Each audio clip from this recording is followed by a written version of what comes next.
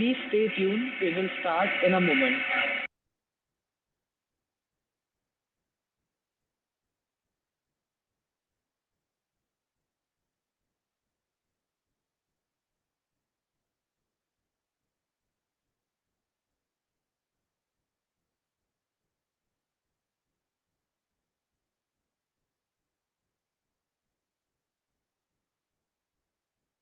We request you all to please stay tuned. We will start in a moment.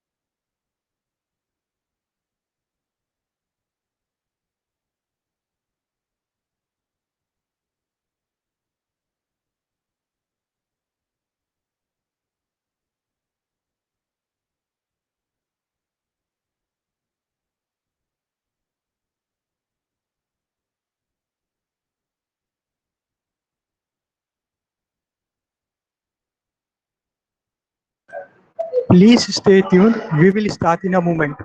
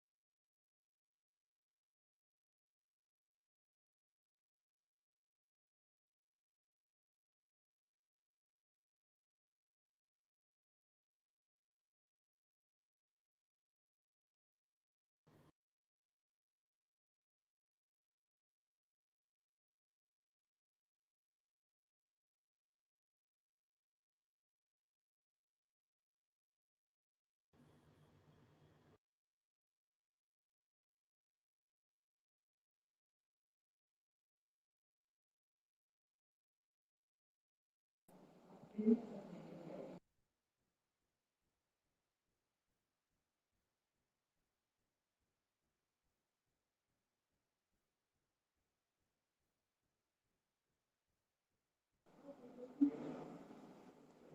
very good morning to one and all present here to grace this momentous occasion of National Conference BitCon 2020. Respected Shri I.P. Mishra ji, Honorary Secretary, BIT Trust and Chief Patron of BitCon, respected Dr. I.A. Palani, Session Chair of First Session, respected Dr. N. Ganesh Kumar, Keynote Speaker of the session, respected Dr. Arun Arora, Director, BIT Durg, respected Dr. M.K. Gupta, Principal, BIT Durg, respected Dr. Manisha Sharma, Vice Principal, BIT Durg, respected Dr. S.K. Ganguly, Member, Advisory Committee Bitcon, respected Dr. Sheena Shekhar, Head of the Department of Mechanical Engineering, BIT Durg, respected Dr. Shubhrata Nagpal, ma'am, session in charge of this technical session, all the dedicated and learned professors, all the treasured invitees and guests, and the sparkling students of BIT. With great joy and immense exultation on behalf of entire BIT fraternity, I extend a very warm and cordial welcome to all of you.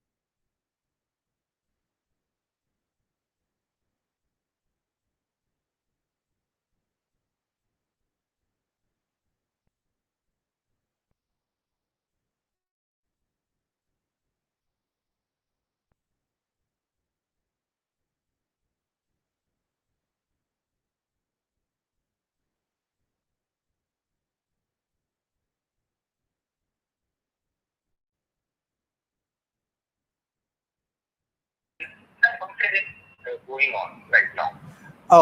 Okay. So I have to. Okay. You just joined, sir. I have joined, but you're going to let me when to. You're going to let me know when to join, right? When to start Yeah, presenting. sir, sure. Okay. Yes, sir, sure. I will tell you, sir. Definitely.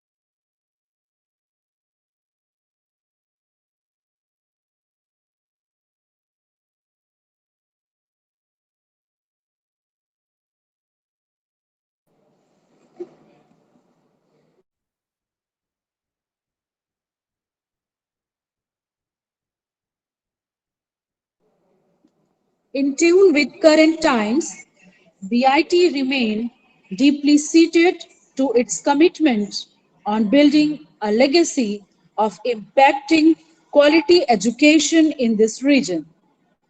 The institution has endeavored to attain academic excellence, holistic education, innovative approach, and global relevance in teaching learning process. Research inculcates scientific and inductive thinking and promotes the development of not only the organization but the entire nation.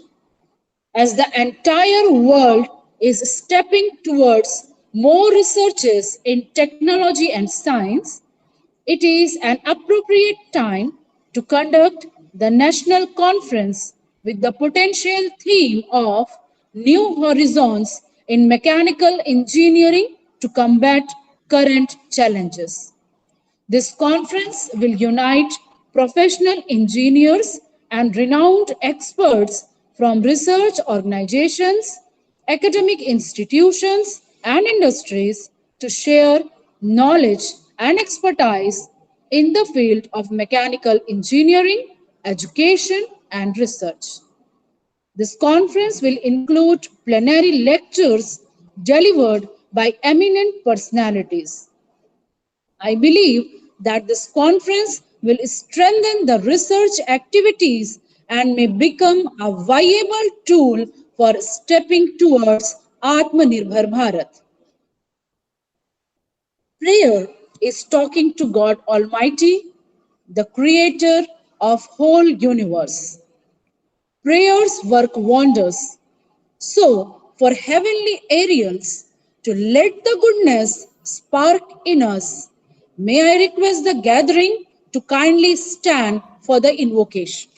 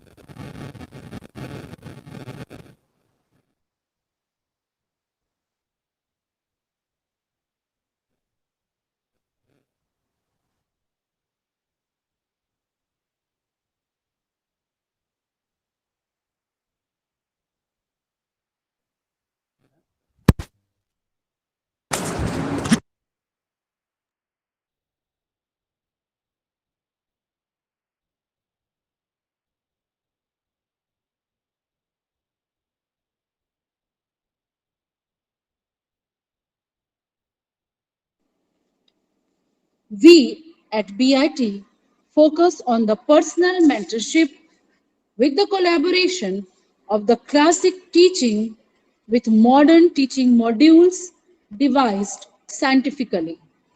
So, to focus more on the Department of Mechanical Engineering and to propose the welcome address, I request Dr. Sheena Shekhar, Head of the Department of Mechanical Engineering Department, to please join us. Ma'am, please.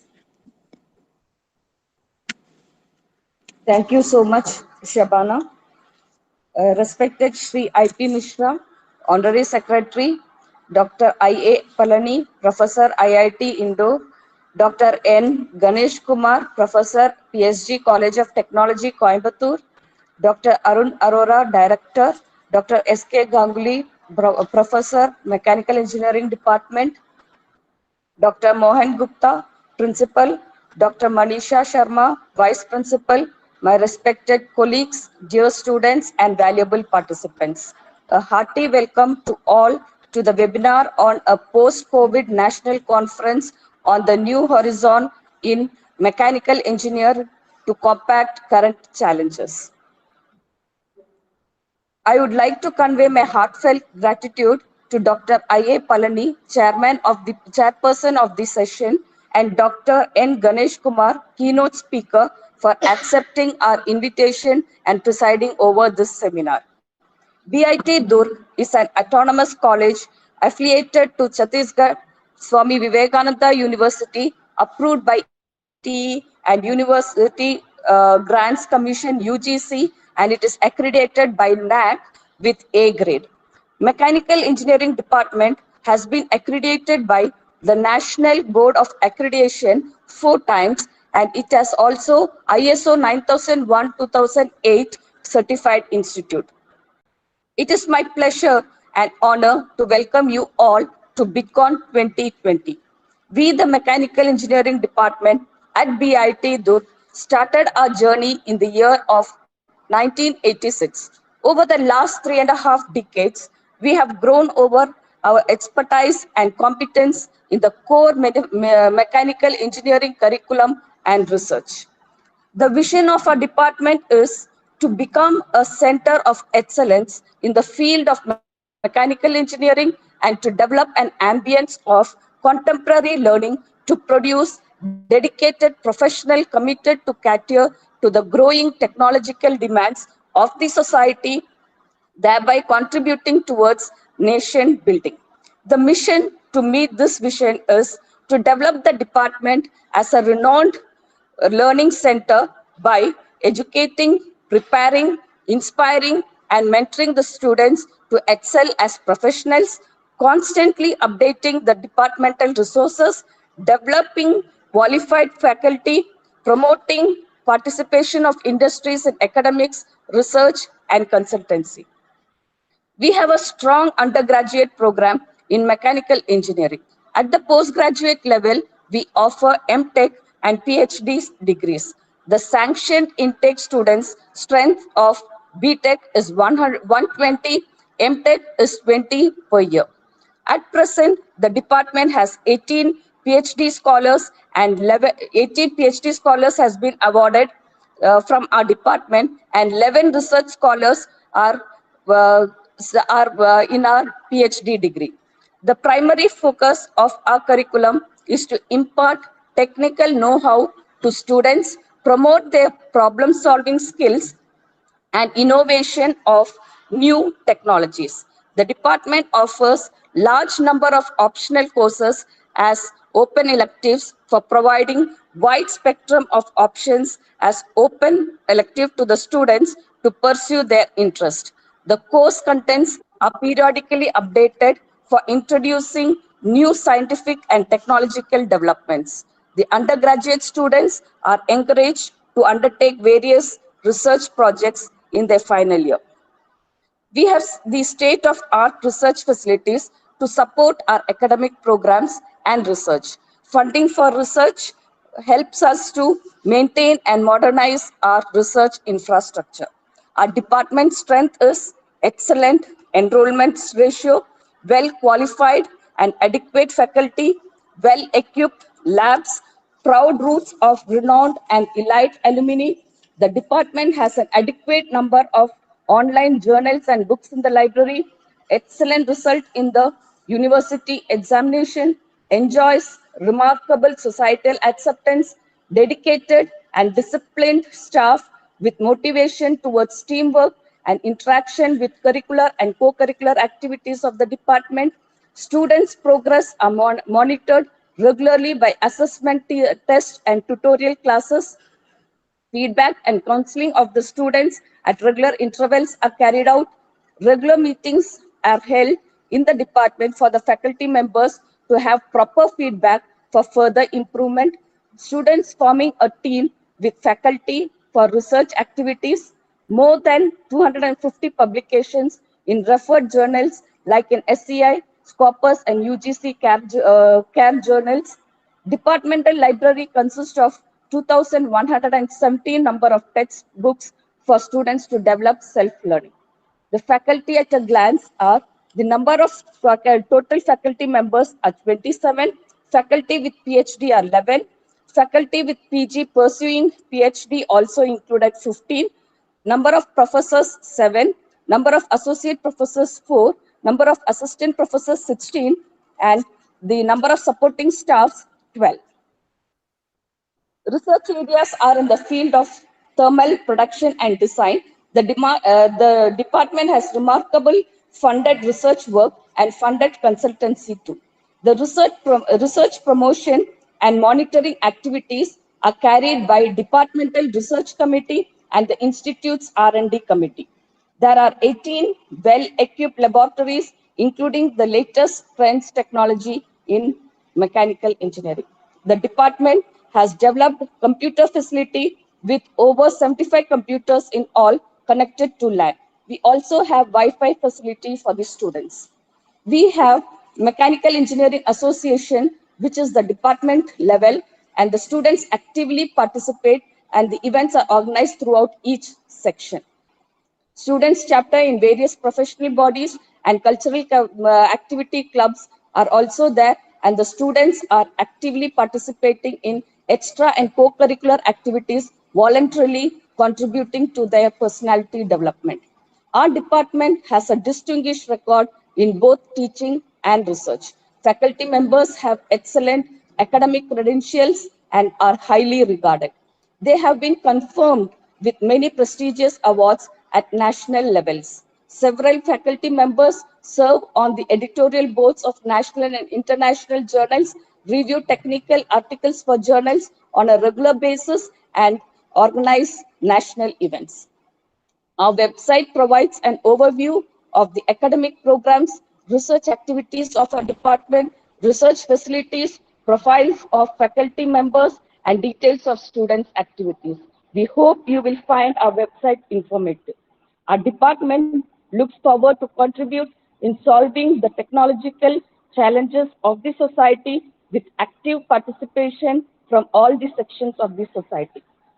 In this point of view, the department is conscious of its role in campus community connection, well-being of its neighborhood, and has initiated a number of community development activities.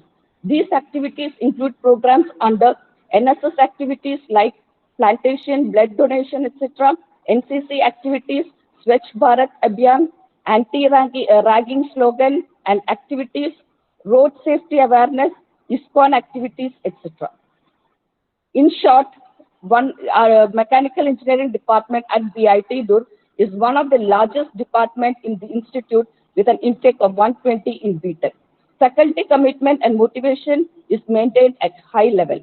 In-house faculty acquiring higher qualification is encouraged. Substantial participation of faculty and students in organizing and attending conferences, seminars, including workshops. Faculty research publications have been improved in the last 3 years in referred journals, organized many guest lectures, introduced additional courses through NPTEL, etc., as a continuing measure to make the syllabus current. Special coaching for placement and higher studies through TPO. Department consists of maximum number of faculty with PhD in the institute. Finally, BitCon 2020, I would like to introduce, is an annual national conference covering the research in engineering and technology. The world is facing an exciting new technological revolution, bringing with it a recent surge of new trends in mechanical engineering. Looking towards the new era of technology, mechanical engineers are discovering several new technologies, bringing advancements to the world like never before. The current wave of globalization is taking place precisely because it is part of the beginning of the era of the knowledge-based economy and society, in which knowledge is the only meaningful factor of production and other factors are secondary and can be obtained easily provided there is knowledge. I wish the seminar be successful and reach its goals as mentioned. The resource persons, I welcome them once again, and I am sure that this conference will be meaningful and thought-provoking and useful to all the participants. Last but not the least, I wish you all to stay safe, means health is wealth. Thank you.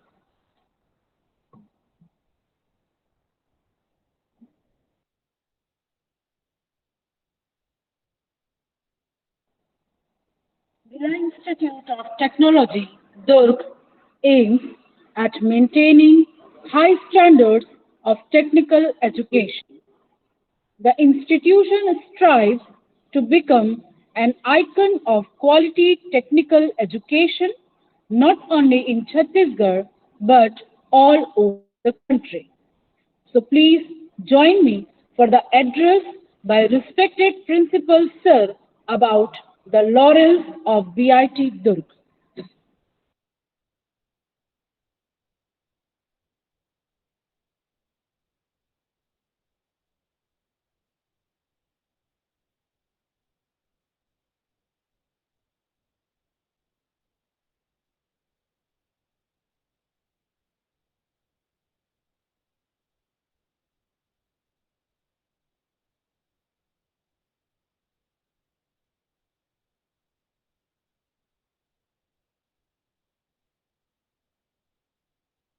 Pleasure to welcome you in this inaugural session of National Conference Bitcoin 2020, organized by Billa Institute of Technology Durg in online mode. Let me first tell you about our institute in brief. Billa Institute of Technology was initiated by notable stalwarts of Central India in 1986 with a vision to become one of the premier technical and management educational institutions in the country. Currently, all 7 of our undergraduate programs are accredited by NBA. This accreditation gives the undergraduate degree a worldwide recognition. Our institute has obtained A-grade accreditation by National Assessment and Accreditation Council (NAAC). Under AICTE Margdarshan scheme, the institute is mentoring 10 technical institutions of the state to encourage best practices. National Institute Ranking Framework (NIRF) has also ranked the institute under engineering category in the rank band 251 to 300 under NIRF 2020. The institute has been conferred with the prestigious AICTE Utkrisht Sansthan Vishkarma Award 2020 under category 3. Marching forward, in 2020, we also had the honor of becoming the first technical institute in the state to be conferred autonomous status by UGC. BIT campus has a conducive and supportive academic ambience, facilitating high-quality education and research for more than 4,000 students at bachelor's, master's, and doctor's level. To provide a platform to the researchers to showcase their research findings, we organize Bitcoin every year on themes of national importance. At the moment, COVID-19 is throwing new challenges to the scientific community. This global pandemic has brought nations together to find a solution. New solutions are coming up continuously to combat the current challenges.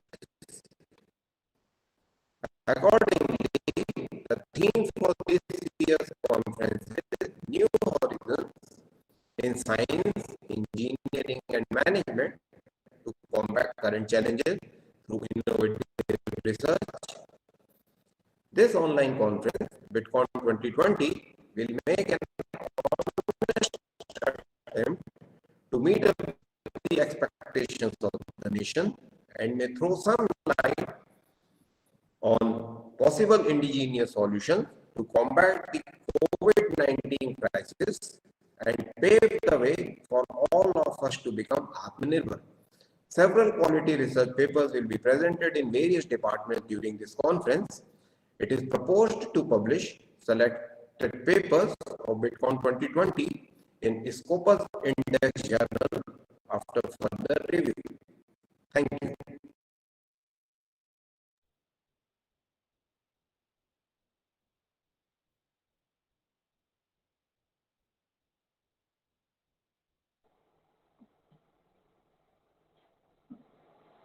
The theme of the conference, hosted by Mechanical Engineering Department, New Horizons in Mechanical Engineering to Combat Current Challenges, is very apt, aiming at exploring new challenges to scientific community during this global pandemic situation. So to make this occasion more momentous, please join us for the online unveiling of the proceedings of National Conference Bitcoin 2020.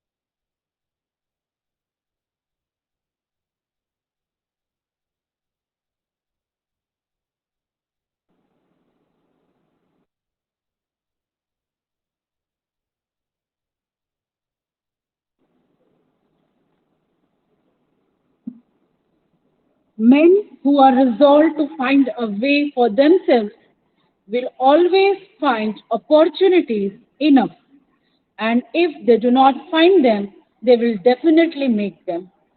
It is a matter of great pride that we have such intellectuals today with us as the session chair and the keynote speaker. Keynote speaker of the first technical session is respected Dr. N. Ganesh Kumar. Dr. N. Ganesh Kumar is Associate Professor in PSG College of Technology. He is having a total of 26 years of experience.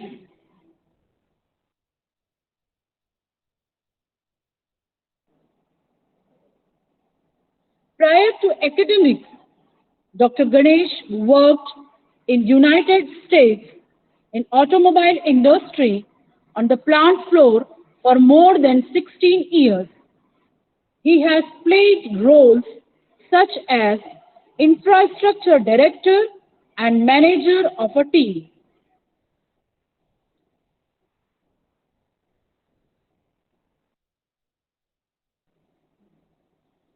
He has 3 master's degrees from USA and a PhD in the field of Industry 4.0 from Anna University. He is program coordinator for PSG, IAS, PG International programs. His roles are admission and licensing between PSG and international schools. He is program coordinator of PSG Care at PSG College of Technology. His roles are to organize FTPs to improve the teaching learning process of PSG faculties. We are pleased to have such an eminent speaker today. So most humbly, I request Dr. Ganesh Kumar to please deliver his expert talk on the topic, a roadmap towards implementing Industry 4.0. Sir, please. Thank you. Thank you, madam, for introducing me. Let me try to share my screen.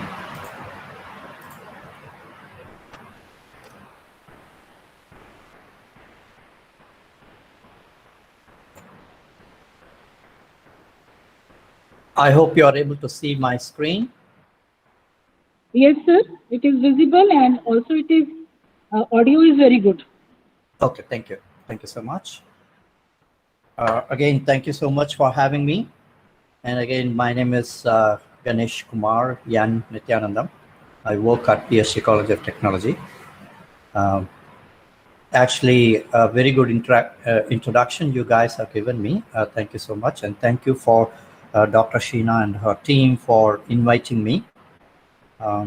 It's a great honor for me to present my thoughts in Industry 4 and some of the research activities we have completed at PSC.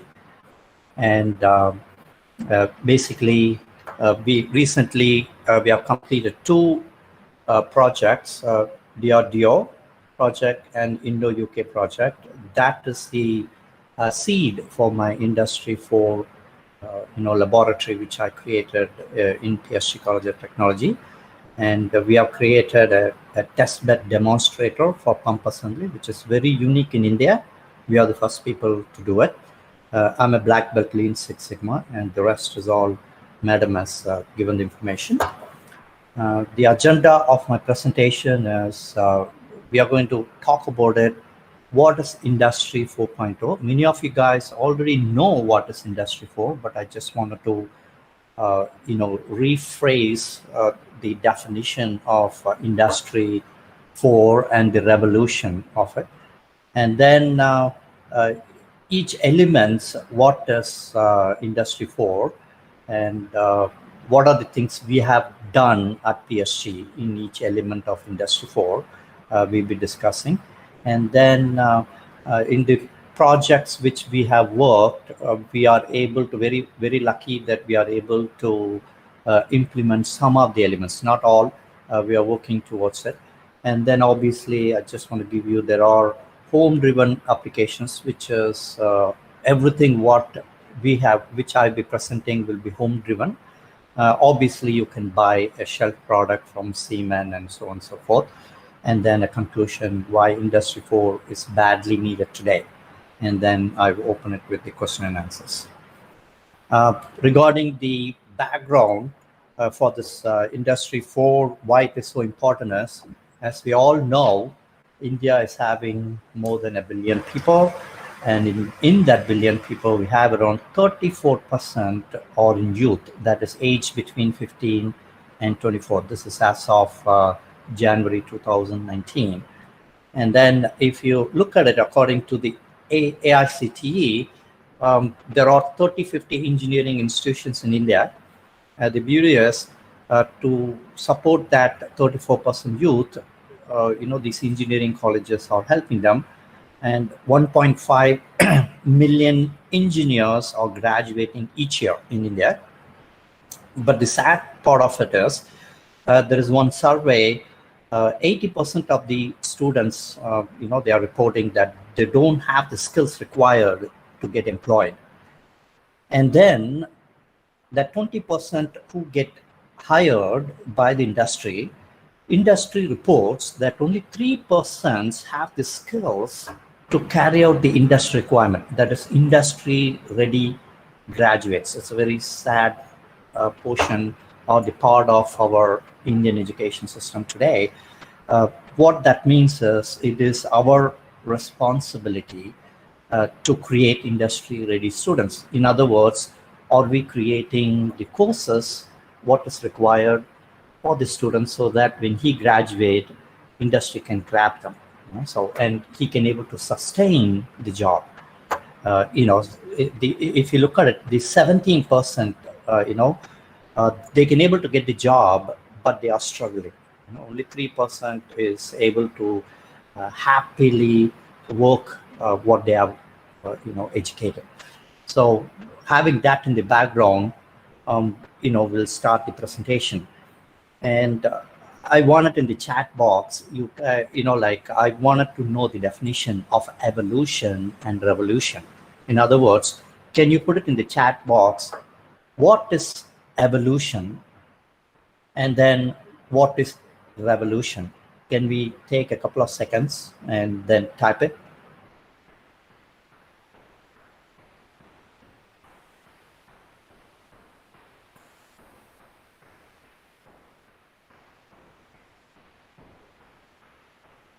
What is evolution? And then what is revolution? because Industry 4, just a hint, it's a revolution. There's no such thing called wrong answer, you know, so you can just type whatever you feel.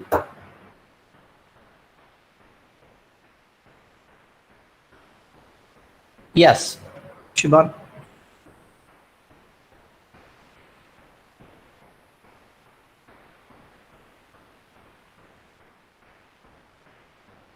Anyone? Okay.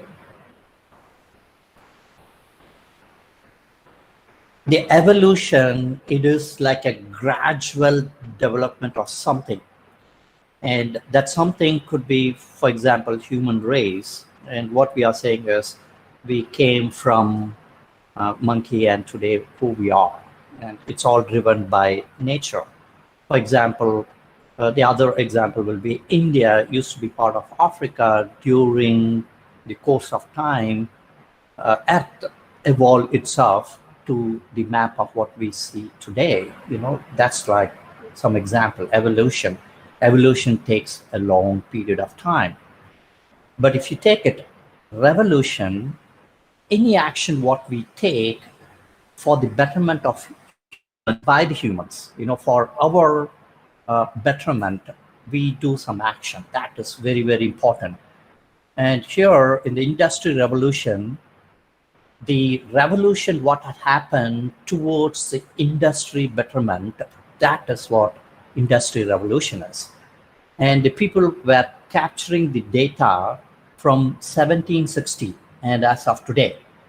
That means in 18th century, we call it Industry 1. And what happened is, if you look at it, that era, they call it, it's all about mechanical production, mechanical era. And it started way back in 18th century. Every equipment what we see today, or even today, every product what we see, including computers or any electronic circuits, without mechanical engineer, nothing can be made. You know, so very, very important. That's why mechanical engineering is like the mother of all engineering. And if you take, you know, even civil engineering, if they need to have a machinery to lay roads, you need a machine. The machine is made by mechanical engineers, right? So all this, it's an era of, you know, mechanical engineers, which is during this period. And the thing is, all the machines were operated by water. You know, that means steam. They, using the steam, the energy is created and machines were operated. And if you look at it, they heavily used is in the agriculture field. And then if you look at it, the textile power loom, it was first invented in 1784. And if people were talking about now automation, all this, but if you look at it, all man-made power loom is, you know, invented in 1784. Due to that, there's a huge boom in British. It's all happened in Europe, you know, and British was taking charge in that during that period, and their economy was booming. And what happened is, after you know, from 1841 to 1869, whatever the Industrial Revolution 1 was carrying out, and it went to a place where economy struck. You know, they cannot grow anymore. What happened? The mass production happened. This is because of, again, the key is energy. From water, now it's all electricity. You know, that electricity, when it was invented, Industry 2 took the advantage, you know, and then they moved forward. Because of that, steel industry developed heavily. And because of that, the railway infrastructure was laid out. And during that period, if you look at it, India, in Europe, everywhere, railway infrastructure was growing. And people were thinking Ford invented assembly line. No, the slaughtering house, that is, the cows were, you know, used as a food. For that, they were creating an automated assembly line, and where they put the cow in a conveyor belt, and it goes through that conveyor belt, and there is a big blade which was cutting the cow for the food. It just happened in 1870 in Cincinnati. And if you look at it, Ford learned that assembly line from Cincinnati slaughterhouse, and he introduced in his assembly line, in automobile assembly line. And before December 1st, 1913, they were making a car in a workshop model. It was taking around 12 hours to make a car. After they introduced the assembly line, the 12 hours of a car manufactured was reduced to 2.5 hours. They were able to make a car. And the first CNC machine was introduced during 1940s. And the lathe, the manual lathe, everything manual, it is in Industry 1. Now, CNC, computer numerical control machine, was invented in 1940s, and now the question will be, what are we teaching to the students? Are we teaching manual Industry 1? Are we teaching CNC related machines so that we are in Industry 2?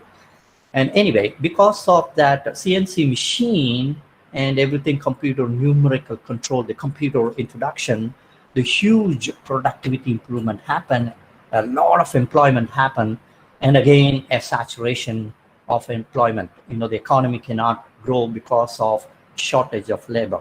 So again, whenever a country sees a shortage of labor, that means we have to move to the next revolution. If the country leaders are unable to identify the technology, very sad, that country will not grow. So very, very important. When that shortage of employee happened, that Industry 3 jumped, which is in 1950, which is 20th century. In this, if you look at it, digitalization. It's all about digitalization. And that digitalization happened because of... I kindly request, the participants to turn off the audio. And if you look at it, because of that digitalization, using the electronics and IT, the era of automation happened, which is from 1950s and 70s. And if you look at the first human-machine interface and PLC programming, it just happened in 1969 by Siemens. They introduced it. And this era, 20th century, they call it digital revolution or information age. And if you look at it, automation started. For instance, if India is not making automation, we cannot hold on to it. Developed nation, they were fully digitalized during 1950s and 70s. Now they said, oh, now we need to move on. And if you look at 1971 until 1994, that automation era was booming. And again, high employment, and then shortage of labor happened. Now people are looking at what shall we do to improve the economy? Now intelligent production, which is cyber physical system, using IoT, cloud technology, big data, artificial intelligence, which started a while back. We are talking about now in India for the past 5-6 years. But it just started in a developed nation in US and Germany, and they have white paper, you can see it, way back in 1996, 97, so on and so forth. And if you look at it, they were after customization and flexible mass production. And if you look at it, what is this customized and flexible mass production? Example will be like humans. We have around 6 to 6.5 billion people in the earth, but not many people, or like we could say like 99.9 5% of the humans are not identical. And God has created such a beautiful, customized, flexible mass production humans, which we are all unique. But we all humans have 2 eyes, 1 nose, 1 mouth, 2 hands, 2 legs, everything is identical, blood, red. But we are all different. So that is what we are after. Is scientists are after, which is Industry 4, and creating a unique product per customer. That is the bottom line of Industry 4. And if you look at it, Industry 4, in depth of the definition is taking or transforming a traditional factory, which is, you could say, I could be in Industry 1, or that is totally manual, or you can say something little bit of computer numerical control machines, I have it. Or a company could say, no, I have some automation, HMI, PLCs are there. It's okay. All this traditional factories, what you have, how do we transform that to the smart technology, which is Industry 4? And the smart technology are connecting the machines, M to M, machine to machine. And how do we use the data analytics? Data analytics, if you look at it, it's supposed to belong to mechanical engineering. If we say it belongs to IT or it belongs to ECE, we are sad to see it. The reasons are, the data, what it's coming out, it's all from the machines, machine. It's all mechanical machines. When data comes out of the machine, what shall I do? What shall I do? That is called data analytics. And 3D printer, again, way of making a machine. Now I wanted to do it instantly, do it now using 3D printing.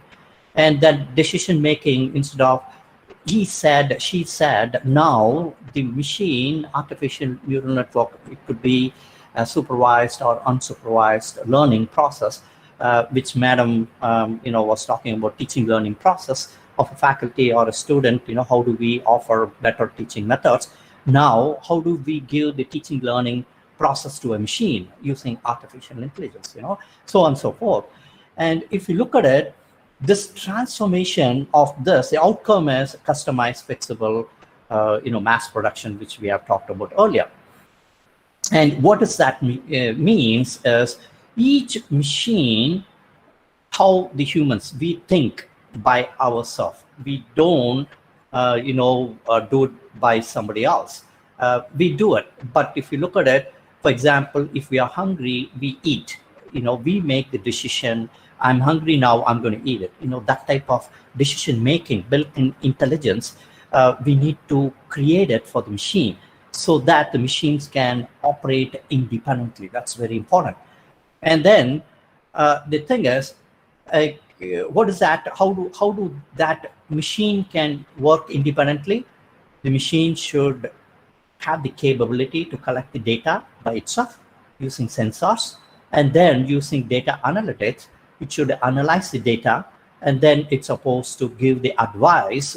That advice could be the algorithm what we developed, or we could use artificial intelligence, which is like hundreds and thousands of algorithms which are created. Thank you for computer science team and electronics teams, which they are keep on working on it. It is their job.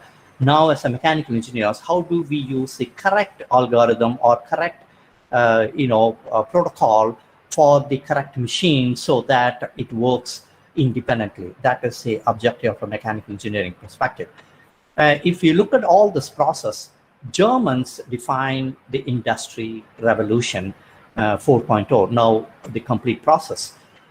British call it factory. If you Google it, they call it smart factory or factory 1.0, factory 2.0, factory 3, factory 4. It's all nothing but industry 4.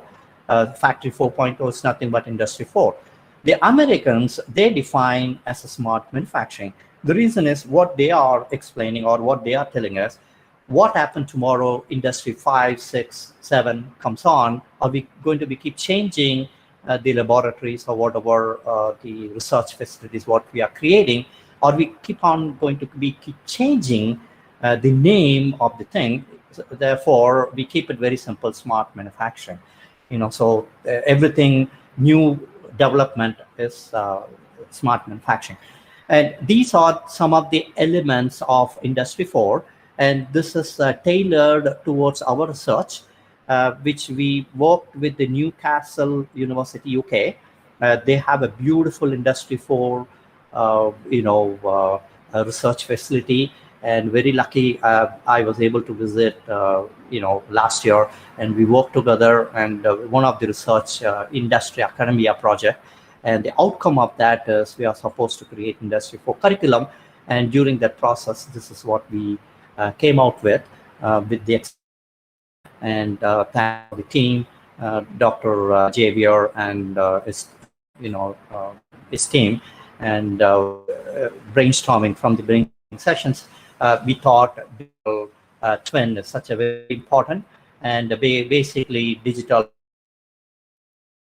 as a representation of a physical system, which is you have a factory, let's assume a pump assembly factory or automobile assembly factory. You need to have every action of what you see in the factory in a digital formation, probably in your research facility. Whatever you make the changes in your digital, whatever the system is, instantly it reflects in the physical factory and vice versa. And that's called digital twin, and very, very useful for training employees and situational planning. If then else, you wanted to come out with something new way of doing it, I don't know how to do it, you do it through the digital twin, make sure that it doesn't connect at the time to the real production. You test it like a simulation model, and you are very happy with it. If so, click OK, and it will drill down to the physical. Instantly, it just happened. And if you don't like it, you just kill the process. You don't upload to the production. And again, if in the implementation side, you can either do it using cloud or in plant, upload process. That's a different topic. Anyway, the second topic is Internet of Things. Basically, if you look at it, how do we connect the machines? Very, very important. How do we collect the data from the machines, and how do we process it? All those are IoT, data analytics, or data science. We could also say a part of it. And the third is additive manufacturing. When you start making a product or a component, the regular way of making it, now what you do is using a 3D printer. Now the machine, that machine, what it does is it just do it exactly what you need it, but layer by layer, depositing material. We'll see that in detail. And then the augmented reality, it shows the physical action of whatever you wanted in a simulation environment, and you feel it as if it's doing it in front of you, and you can test it and all those. And we have done a lot of work on that. And then the cloud computing, it's a beautiful thing now. You don't need to have enough money to buy hardware. Even if you look at it in IoT, that is something called Web of Things. Basically, you don't need to even buy the sensors and actuators. Instead, you can share it through cloud. Very important. That's a huge research is happening. Remotely, you are able to take the data. If you take it, the machine will give you the data. How do I store the data? Now, the key here is a big data, and we'll see that very, very important concept today. And then the data science, it's all about data analytics, very important. It will help you to predict what is going to happen in the future based on the big data, not just the data, big data, very important. And it's like a in a human process, it's like a brain. It just gives you the brain for the decision making. And very important, whatever the data you have it, hackers are there, and if it is a very sensitive quality data, where I worked on the plant floor, whatever we assemble, we don't want competitors to see it. And if you use a cloud, the data is going through wire and people can hack it. Very important. Without the cyber security, if you are not careful, you may have Industry 4 implemented. If cyber security has a black hole, everything is wasted. So very important. And then the last one, what we feel is cyber physical system, which is autonomous system, giving brain to the machine using your own algorithm you can develop, or you can use someone's program to embed into your system to make the machine to think by itself. And to explain to further, This is the, as I mentioned, I worked I started my career in General Motors in US in 1993, then went to Ford Motor Company, and then went to Chrysler. And when I retired, I was one of the directors when I left. And one of the reasons are I got the Best Employee Award in 2008. And then the retirement package, what they offer is awesome. I thought I can easily settle down in India. So we took the package and came back. And if you look at it, I worked on the plant floor. This is a typical automobile, all my 16 years. And even if you go to the General Motors, Cadillac assembly line where I work, or Ford, the Rogue plant where they make the truck, or in Chrysler, many plants I worked on the floor. This is a very typical, and there is a small changes here and there. But anyway, all the sheet metals are happening in a different assembly line, and that's called stamping, assembly line. They make only the sheets, sheet metal, that is the body cover. And the thickness of the sheet metal comes from 0.06 millimeter, and it goes to up to 1.2 to 1.8 millimeter, and depends on how much money you pay for the car. The cheapest car will be the other end, expensive car will be the other end. And using sheet metal process, which is like punching, die and all those, you get those parts. And now this is a dotted line, is a typical assembly line, and where you start with the body and white, where welding, all the welding happens. And spot welding, you just laser welding, you just name it, and based on the applications it happen. And more than like 1 lakh weld happens in a typical car, and all this will happen in less than 1 to 3 minutes. 1 lakh weld happens completed. So much automation. Once the weldings happen, it goes to the paint, and again so much automation here is needed. And the paint, all this car, what happens is they are moving in a conveyor belt, and they will go inside the pool booth of paint. It's like a swimming pool, but it's a paint booth, and it goes inside the paint, it comes out. Here the key factors are the temperature, the temperature of the paint, room temperature, the speed at which the conveyor belt goes, so on and so forth. And the reasons are, if you go very slow, the thickness of the paint will be too much, and the weight of the car goes up, and the car company is wasting too much paint. And if you make it less, corrosion happen, customer will not be happy. So a lot of research happened there. And again, the composition of paint is such a very key important thing. And then from paint, it goes to the trim, where some of the parts, interior parts, they put it. And then chassis is where the powertrain. Now from the powertrain, where engine transmission happen, it'll be in a different place. Once they make it, and they will supply chain management. They bring the parts to the chassis line, and then they put it at the VIN number. That's called the marriage point, where the starting of final assembly line, and then end of chassis assembly line. That's called marriage point, where the vehicle VIN number, the vehicle number is created, and it just happened in fraction of seconds. You can using pin snap and fully automated, and and all this car will be where I worked in Sterling line and others. They make a car in 18 seconds, 18 seconds. Car is made. If anybody makes it, more than 18 seconds, they will be looking very seriously. And if it is for a person who has done it, they try to give them training. And if he's not catching up, even 1 second or a fraction of seconds, it's a very key, because it's all money, right? So even a car is made like $27,000, and if you wasted half a second each car, and you're making 1,000 cars a day, and because of half a second, you are able to make probably only 950 cars. And the 50 cars into $27,000, so much potential money loss. So the companies will take it very, very serious, and very important. And this is a typical assembly line where I worked in this second shift. Please watch carefully. If you see it, this is in the Michigan, where I lived in Detroit for out of 20 years I lived in US, and 18 years I was in Detroit. And this is the entry point where you look at the floor of the assembly line. And now many industries in India is also catching up. They call it 5S, or lean manufacturing.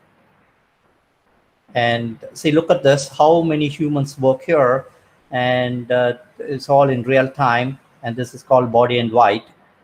All the welding is happening, and they will have sub-assembly 1, 2, 3. And all these robots have, semi-intelligent you are given, because this is in industry 3.5, I could say. They are not fully automated. And look at that, this is actuator, actually the robo itself is an actuator of an actuator. It's called SMED, technical word, single minute exchange die, and all in precision welding. It just happened, it's moving on the conveyor belt. It's just moving in a conveyor belt. They all stop for a fraction of seconds, or, we are talking about 3-4 seconds, and all the welding is happening. And there's a movable of after paint shop in the trim. Actually, the trim and chassis is not shown. It's in the final assembly. It's called bingo sheet here.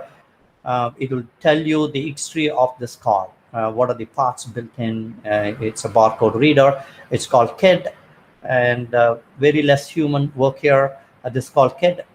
Some of the parts they put out there, and he just, where some of the automations cannot be done because of the rubbers and so forth, humans are involved.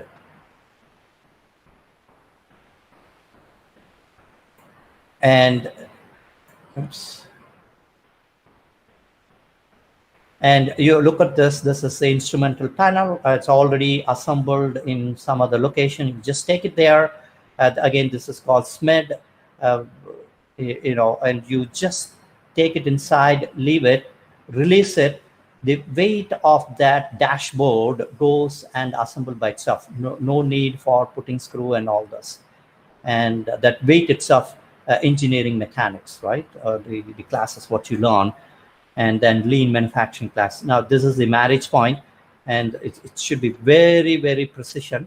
It has to be connected even by few millimeters. What happened, the leakage of the engine or transmission will create trouble. The customer will be very unhappy. And from the other side, you can see it. And again, it is a moving conveyor. It's just happening.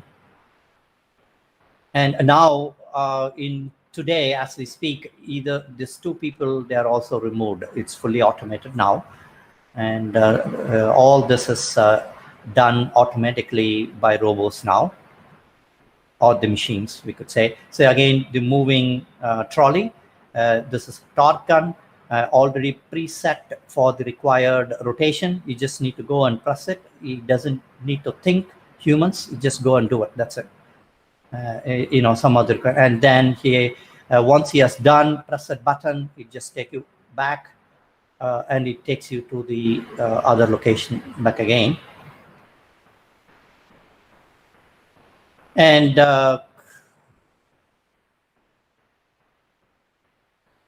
now the front, the light already done. Again, another SMED, single minute exchange die. So much design. Engineers are required here. You just take it, release it. That's it. But if you look at it, this is again moving. They are standing in a moving conveyor. Along with the conveyor, they're not stopping because they have to make a car in 18 seconds. Again, it takes now again, this is, changed by a machine. Automatically a machine comes, and one torque gun which does all three guns at a time. This is called hanging pallet, and based on the height of the human, the hanging pallet move by itself. If a shorter employee comes, the hanging pallet will go down. If a taller person's taller than these ladies, the hanging pallet will go a little bit higher by itself. So much sensors out there.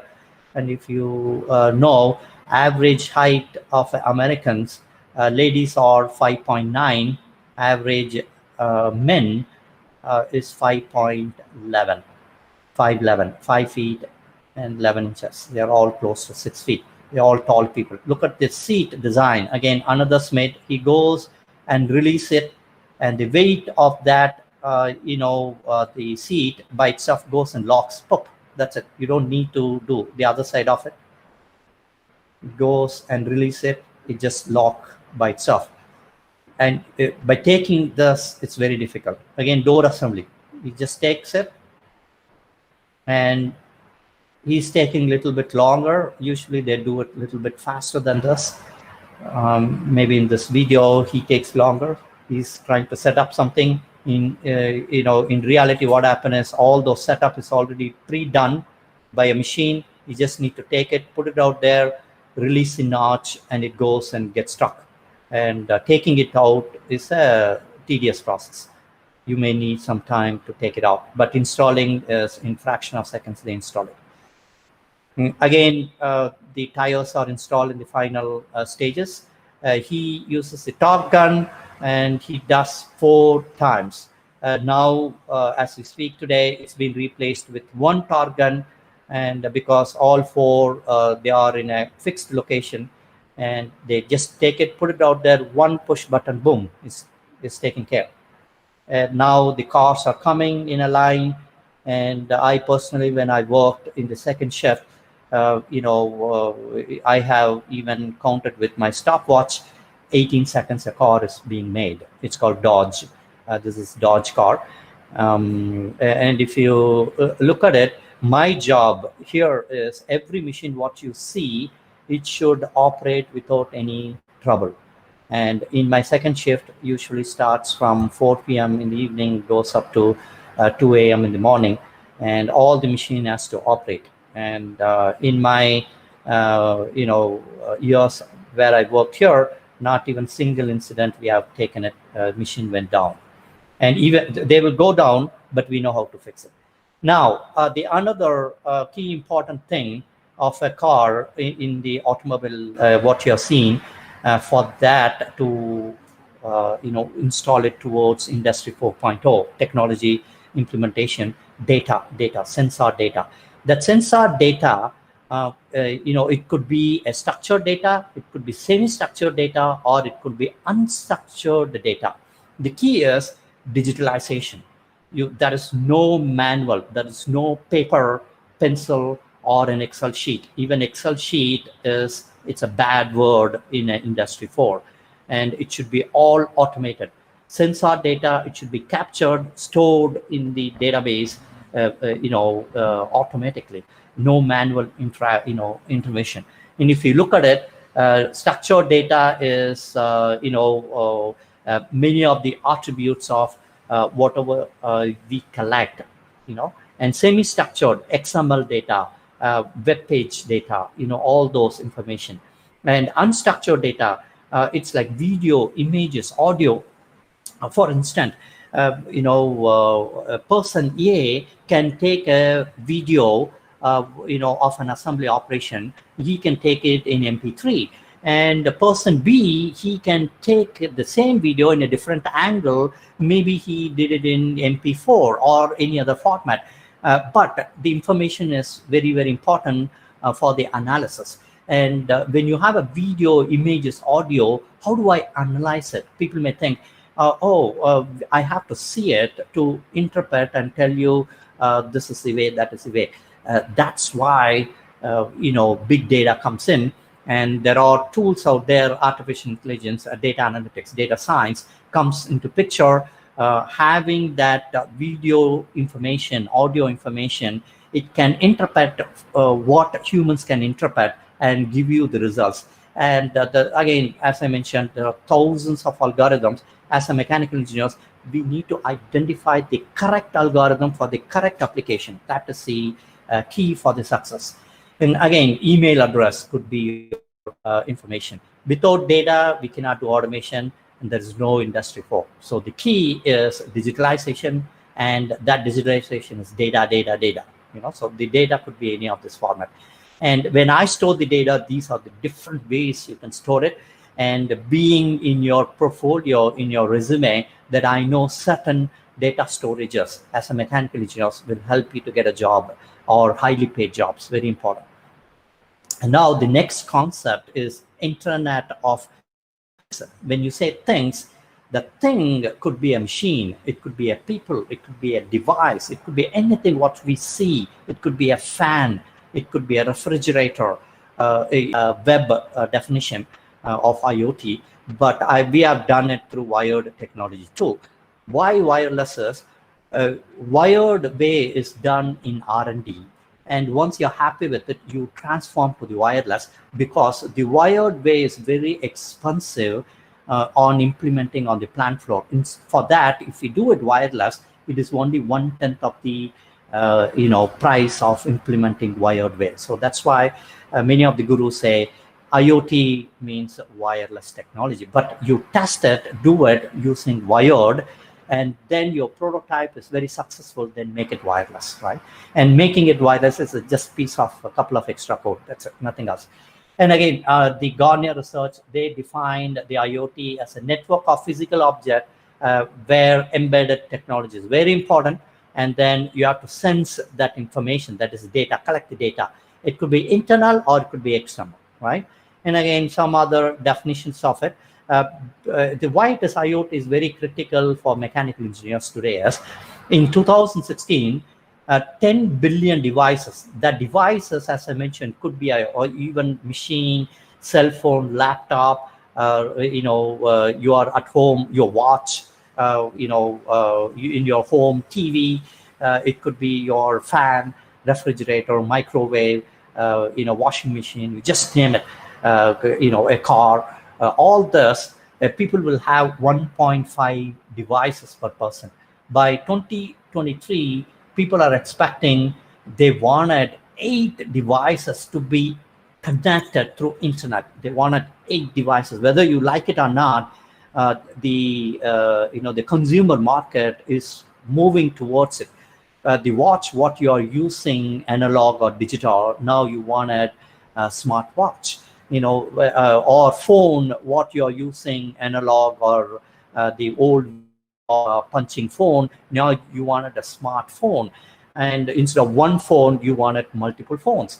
That's how the future is going to be. And how do I connect all this? But the key here in the IoT development, it should be low power, low cost embedded system. It should be through cloud. Cloud means you pay for the service through wireless, and all this big data, machine learning network, and all this. And again, another definition by another author. And again, one more author says, very important, internet, you can also have intranet. What is intranet? Within the factory, there is a privacy built inside. Home technology. In your home, the future is going to be all your door. The door is operated through your phone. You open the door, close the door. You keep a CCTV in your home. They are all communicating, based on the CCTV, based on face recognition of an authorized person, door will open by itself. Unauthorized person, it will intimate the respective person. He can look at that person using, the camera. Oh yeah, I can allow him. You push a button, door will open. If you don't want it, do not open the door, and you just speak to him, and so on and so forth. And you wanted your fan or water heater to be turned on. You don't need to walk and push a button. Instead, using your phone, you push a button. And again, whenever I go, I turn the water heater 8 o'clock, so that it will be hot. You take shower at 8:10. Unfortunately, you forgot. You went at 10. When you open it, the water is not hot, it's cold.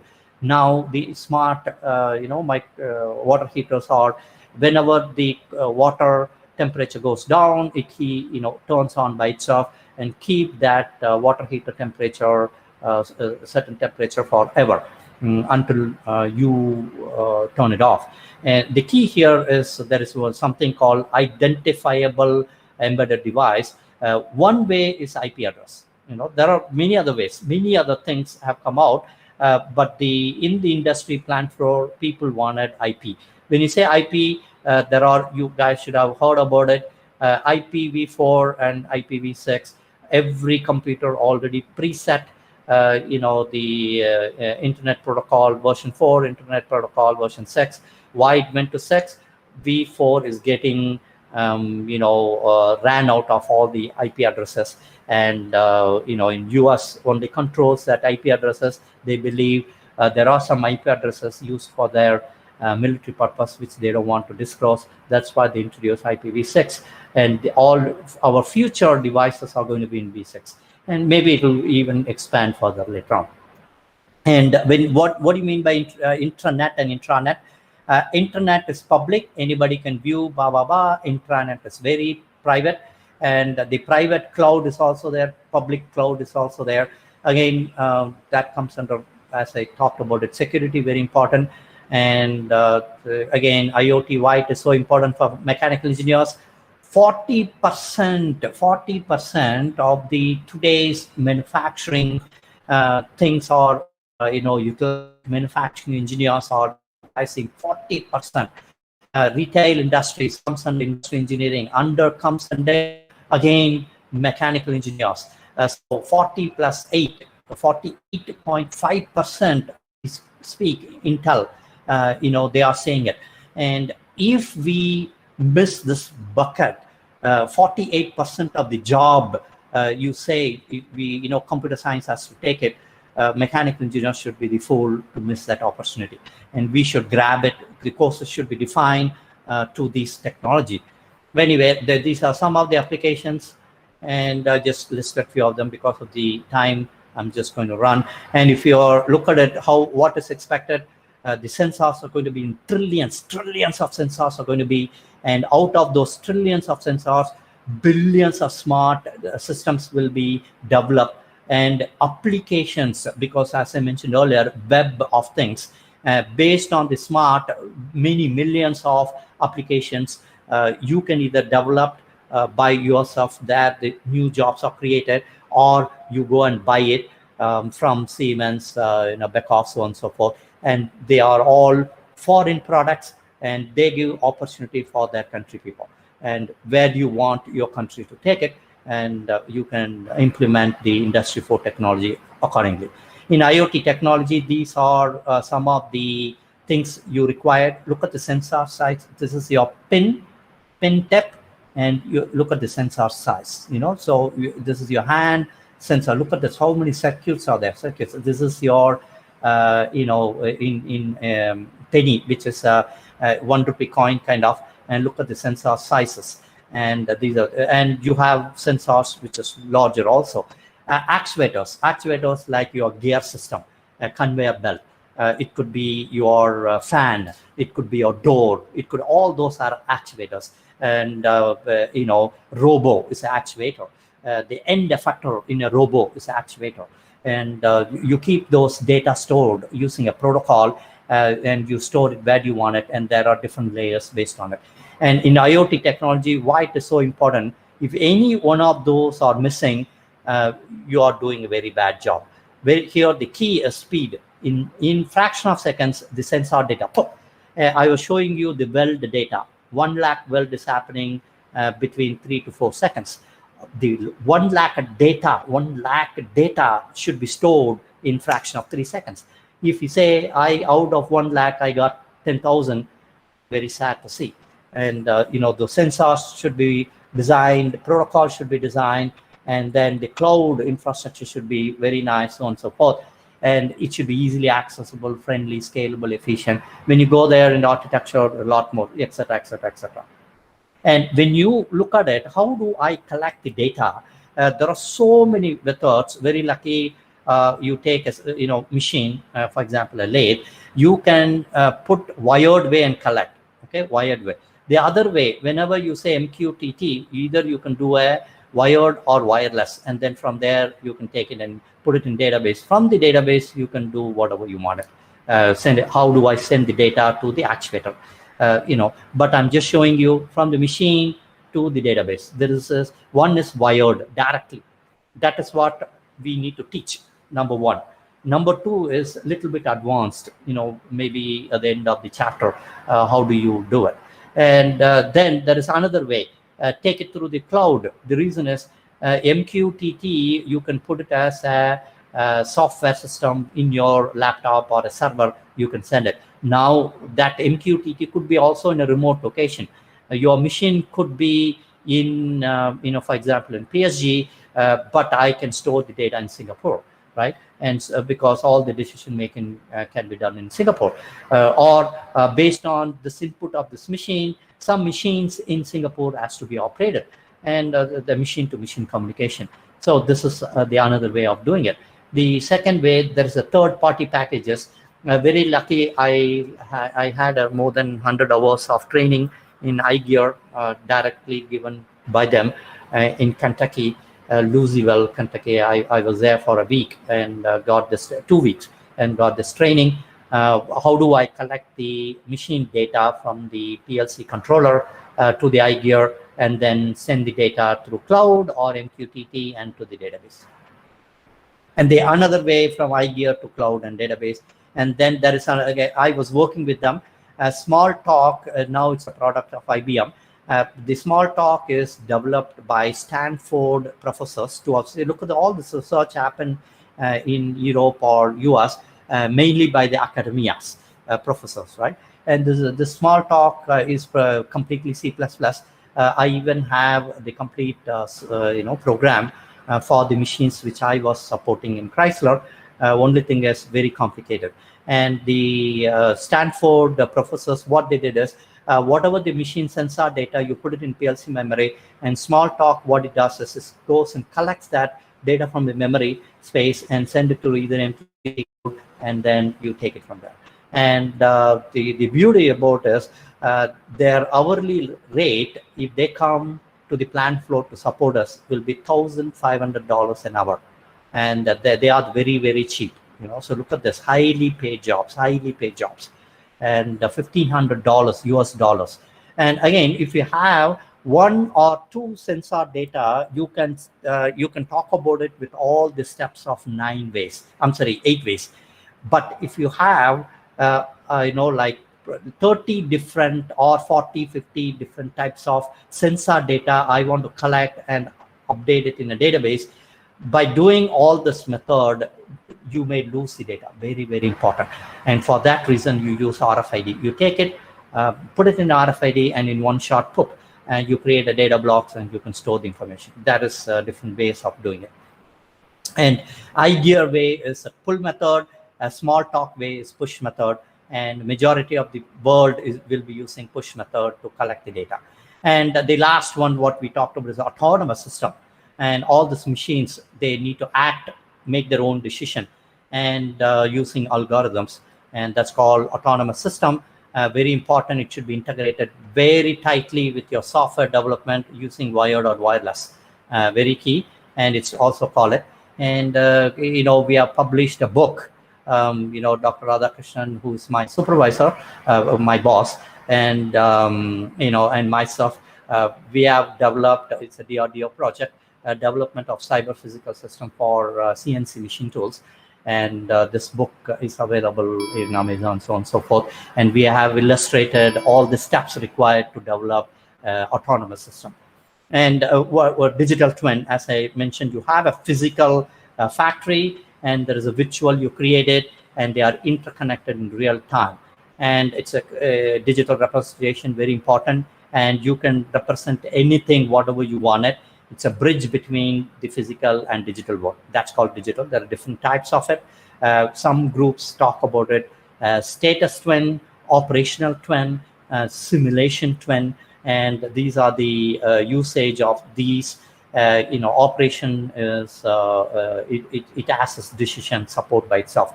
And the another group, they define types of digital twin.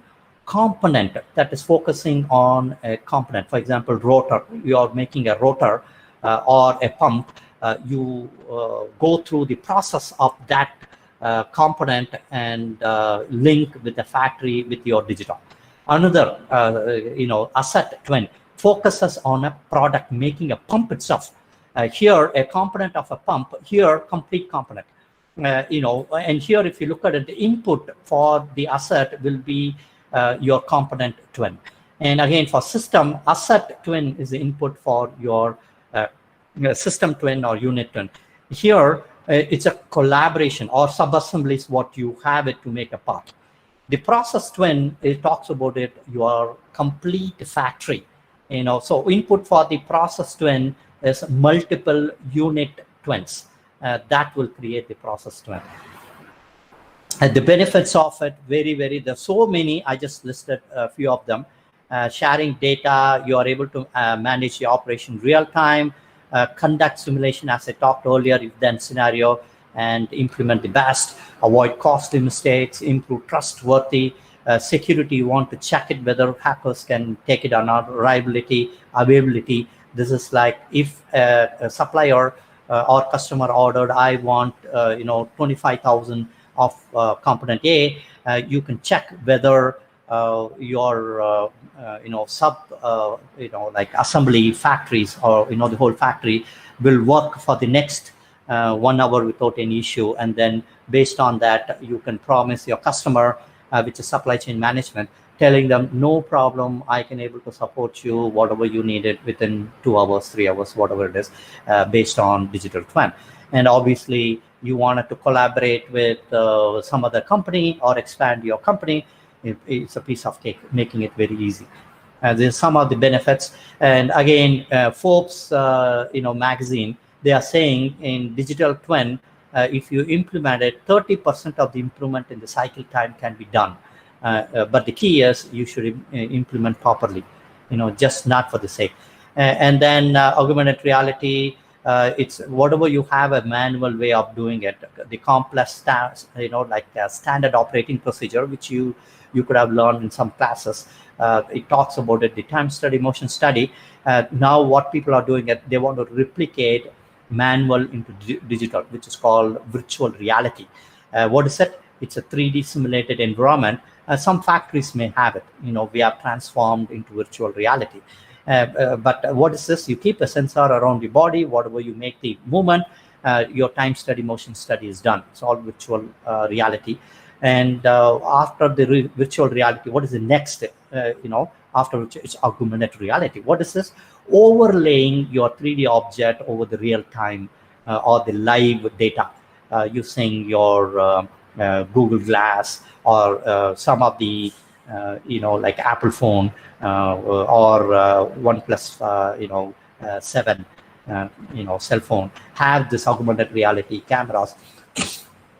And it's so easy for you to implement those technology.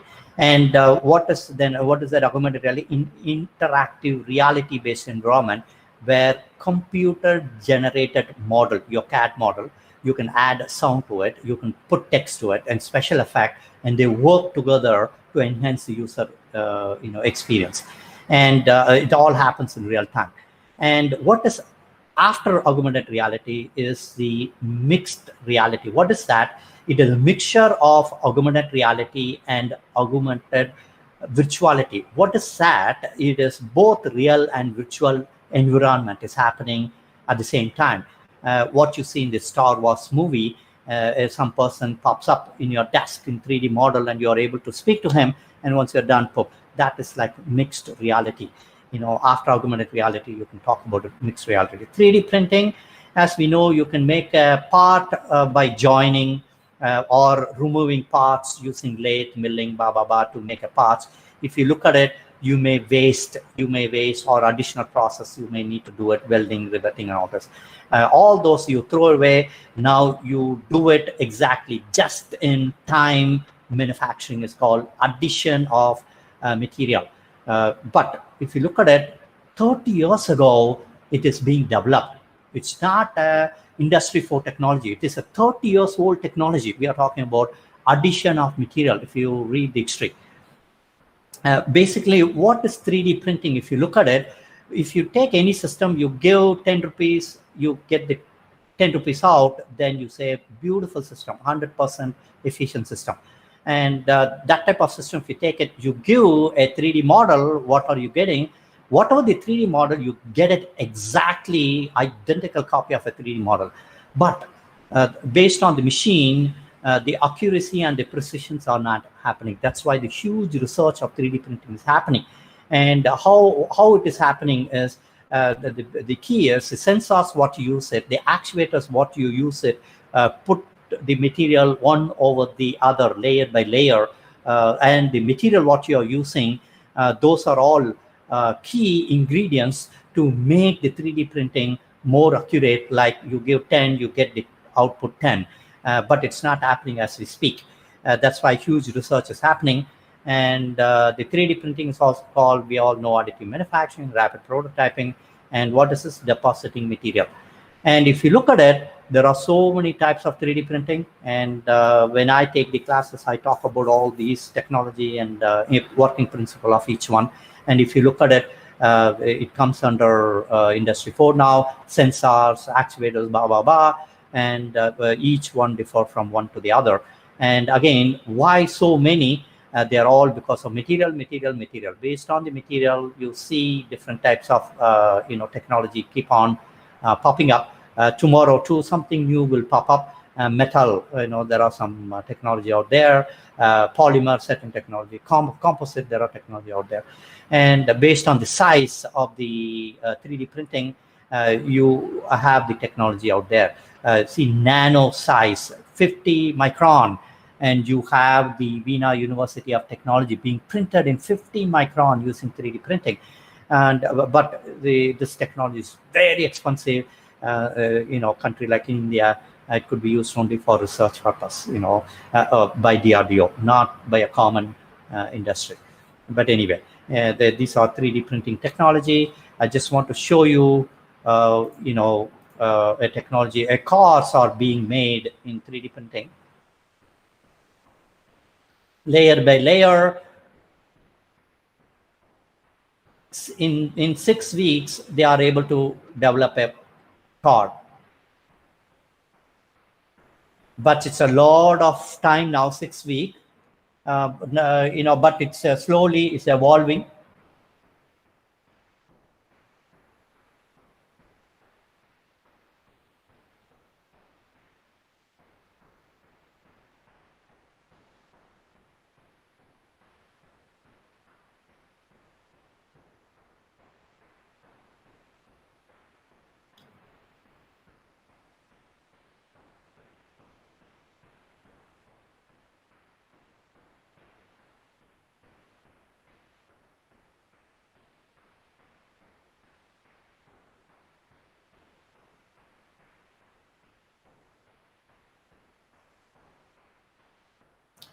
So they're all 3D printed objects.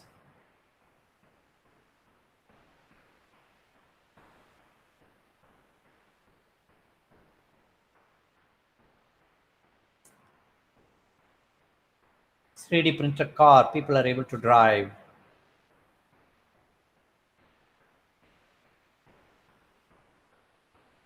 This is all actuators and sensors built inside for the feedback. So that's why huge research is happening. Surface finish is a huge problem.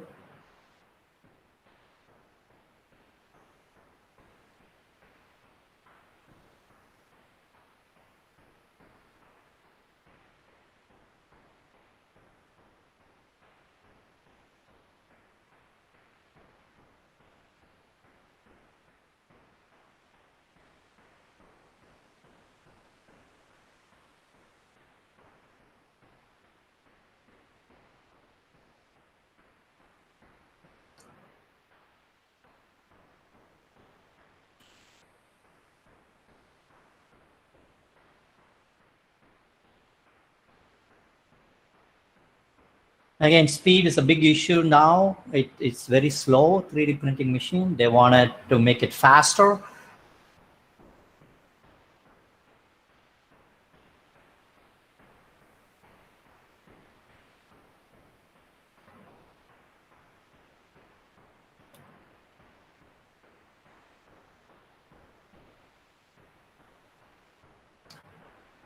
Again, manufacturing technology 1 and 2, that is what they are showing. Your mold casting, punching process.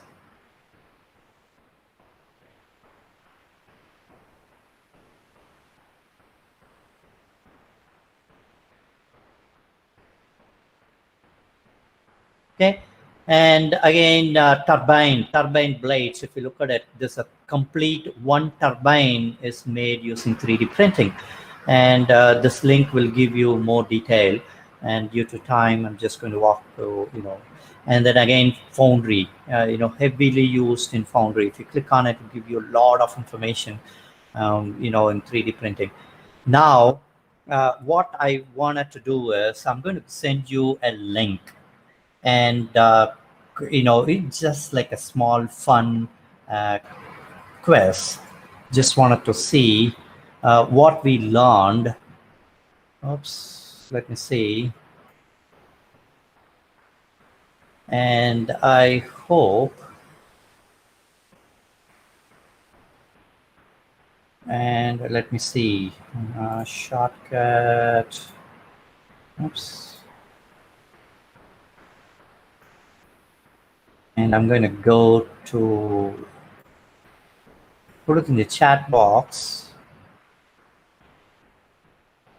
Can you guys click on this link? I'll just give you like a couple of, maybe like three minutes. Can you guys click on it? And whatever you feel, the technology where it falls under. And it's here what we are assuming that, let's assume, you are an expert in Industry 4, or you understood Industry 4 of what I shared. You go to a factory. If you're a student, you go to an industrial visit, and you see the factory, or a faculty goes there for consulting. You look at the factory and you make an assessment. Are they in Industry 4, 2, 3, or before? And you can help them out. How do I transfer them to one to the other? Some factory can go from 1 to 4 directly, or you just make them help 1 to 2, make them to work for a few years, few months, maybe from 2 to 3, few more months, because money is involved, right? So you can do that. So you can click on it just for the fun.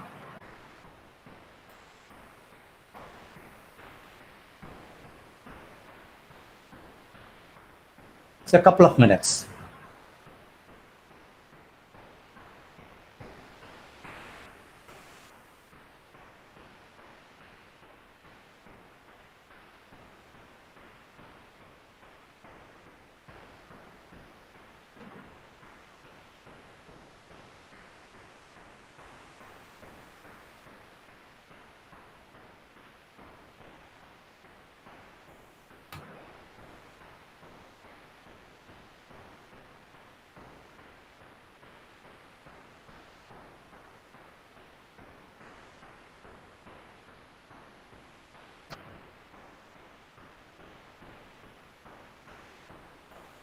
Are you able to access the link?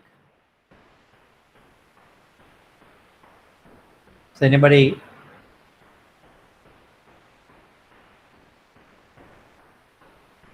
Sir, anybody can? Yes, sir. We are able to access it through the link which you have provided. Okay, thank you.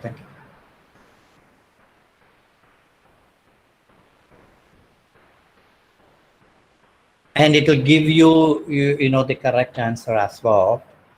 I hope I entered as much as information. If you still have questions, we can talk about it. Question and answers.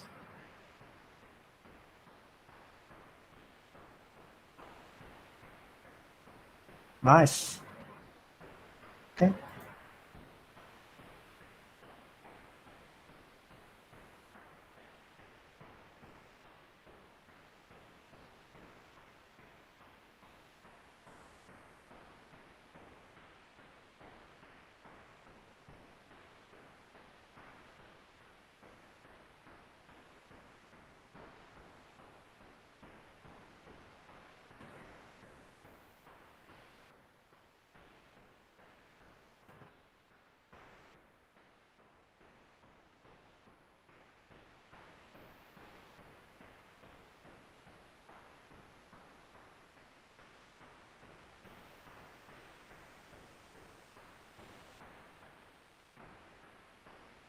Let's take one more minute.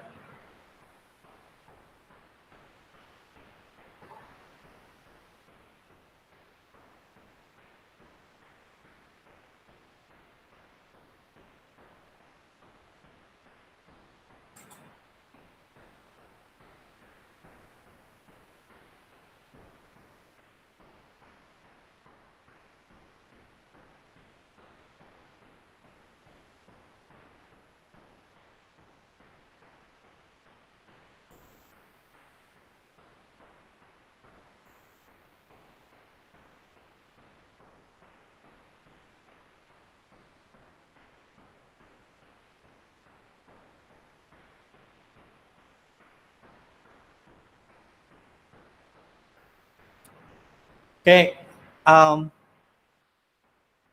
Due to time, I'm just going to jump here. Some of the answers, if you look at it, late, without, and those are the questions I've used. If we are making the students to use the traditional lathe, we are teaching what will be industry 1. If you make them to teach CNC programming and able to operate the machine, you're teaching industry 2. If you make it, this will be for the faculties, able to machine, some kind of communication DNC mode. And then we are teaching CAD/CAM. Then we are in industry 2. The beauty, HP printer, manufacturing HP printer is the intelligent, right? So it has all the sensors, even color toner. If you have it, it will tell you cane is missing, or even it will tell you to go up to 300 pages only. So that's why it's industry 3. A 3D printer, I bought it, but I keep it in my desk. You are not in industry 4. You are keeping it not in the communicating with any other place. You are in industry 3 because it's almost 30-year-old technology sitting in your table. Machine is reporting and machine monitoring system in real time. They are industry 3. Here now their machines are coming. M2M communication is happening, but less humans also there. Therefore, it's industry 4. Again, machines are talking. M2M communication is happening, but plant, that is the owner of the factory, he decided to make a fixed model, but industry 4 can do fixable, but he doesn't have enough money or something. For some reason, he can make it fixed model. The reason is auto industry, they will go after fixed model only because of cost, so that they can bring the cost down. Anyway, and I know how to use a robo. We are teaching as in the curriculum. In IoT, robo acts as an actuator. 2 robots are communicating to I do PLC. We are teaching PLC in PSG. We teach, I teach embedded programming. All my, UG project, PG project, mandatory to use some of the drives in their mechanical project. If not, I will not allow them to graduate. If a mechanical engineer working alone, not using a computer, a traditional way of design, fabricate, not using programming technology or any of the technology where you are, but the same mechanical engineering using IoT, automation, data analytics, a part of it. Using only software like CAD/CAM package, FEA package, simulation package, where he fits in. Now the last one, he is using all the technology what is available. If you look at it, I know robo industry 2. Robo is an actuator. Look at it; it has a sensor communicated, as I showed you in the, the welding. A sophisticated robo. Then it becomes 3. 2 robots are communicating. They talk to each other. M2M communication, industry 4. PLC programming, a long time ago, people have developed by Siemens. Embedded programming, it is there for a long period. Drives developed in 1800s. Mechanical, whatever, if you are allowing him, your students, do the project a traditional way, you are making him to get a job industry 1. Why is not getting placed? Now you know the reason. Mechanical engineers, are you able to use software packages, CAM package, FDA package, or a CAM package, ANSYS, you are making him industry 3 at the maximum. But if you make him embedded system programming develop, now you're talking highly paid jobs. Okay. Now, what did I do at PSG? The DRDO project we applied, we did, and the outcome is we have 3 patents. These are the patents. The beauty is I applied in 2012, but I got it. You see, all 3 patents applied in 2012. I got it one, US patent 18, and then Indian design patent 19, and then 2020 now this year Indian utility patent in my name. And this project, many things around 5 students, 4 students, ME students got best project award. I know during the project, development time, the students will be yelling at me like crazy, because I refuse to give them marks, I refuse to sign any documents until I set up the assignment, what they are supposed to do. If they don't do it, sorry, they cannot graduate. And outcomes are beautiful. They all get placed in a highly paid jobs. I know one of the students got 80,000 per month. Now he is very close friend to me now. But during that time, he hated me. I know that. And then we had whatever the lessons learned. Very lucky, thanks to PSG management, my department. They allowed me. Actually, I conduct educational tour to US every year. But last year, when I actually alternate years, last year when I conducted, I visited all this university. I take them to universities. When I visited the University of Michigan, Ann Arbor, they have a fully automated automobile testbed demonstrator. Wow. It's mind-blowing, and I learned a lot from there. And then Cisco in Wayne State University, the professors, the dean is very close to me, and he helped me. He allowed me to set up some of the sensors and actuators. We were transforming last the summer 2019. I was one of them, transforming a traditional 1912 lathe, manually operated lathe, to Industry 4 lathe. I did 2 Pandit Cisco sensors, and I connected to wireless, and I learned a lot through them. And then Bremerton University in New York, they have again PCB, a printed circuit board, electronic testbed demonstrator, state of the art, but the heavy research is on development of algorithms. Whatever you see of any of the drivers, what we installed, those are all coming from universities. And Bremerton doing it for PCB. They were developing, who does ME student, BE student, and it's a part of the curriculum. Artificial intelligence is one of the electives they are teaching. That is what I'm trying at PSG, introducing. I created algorithm, syllabus, IoT, new product development, integrated product development. It's not like a traditional, how do I bring electronics and programming, and I teach the programming to Python or language to the students.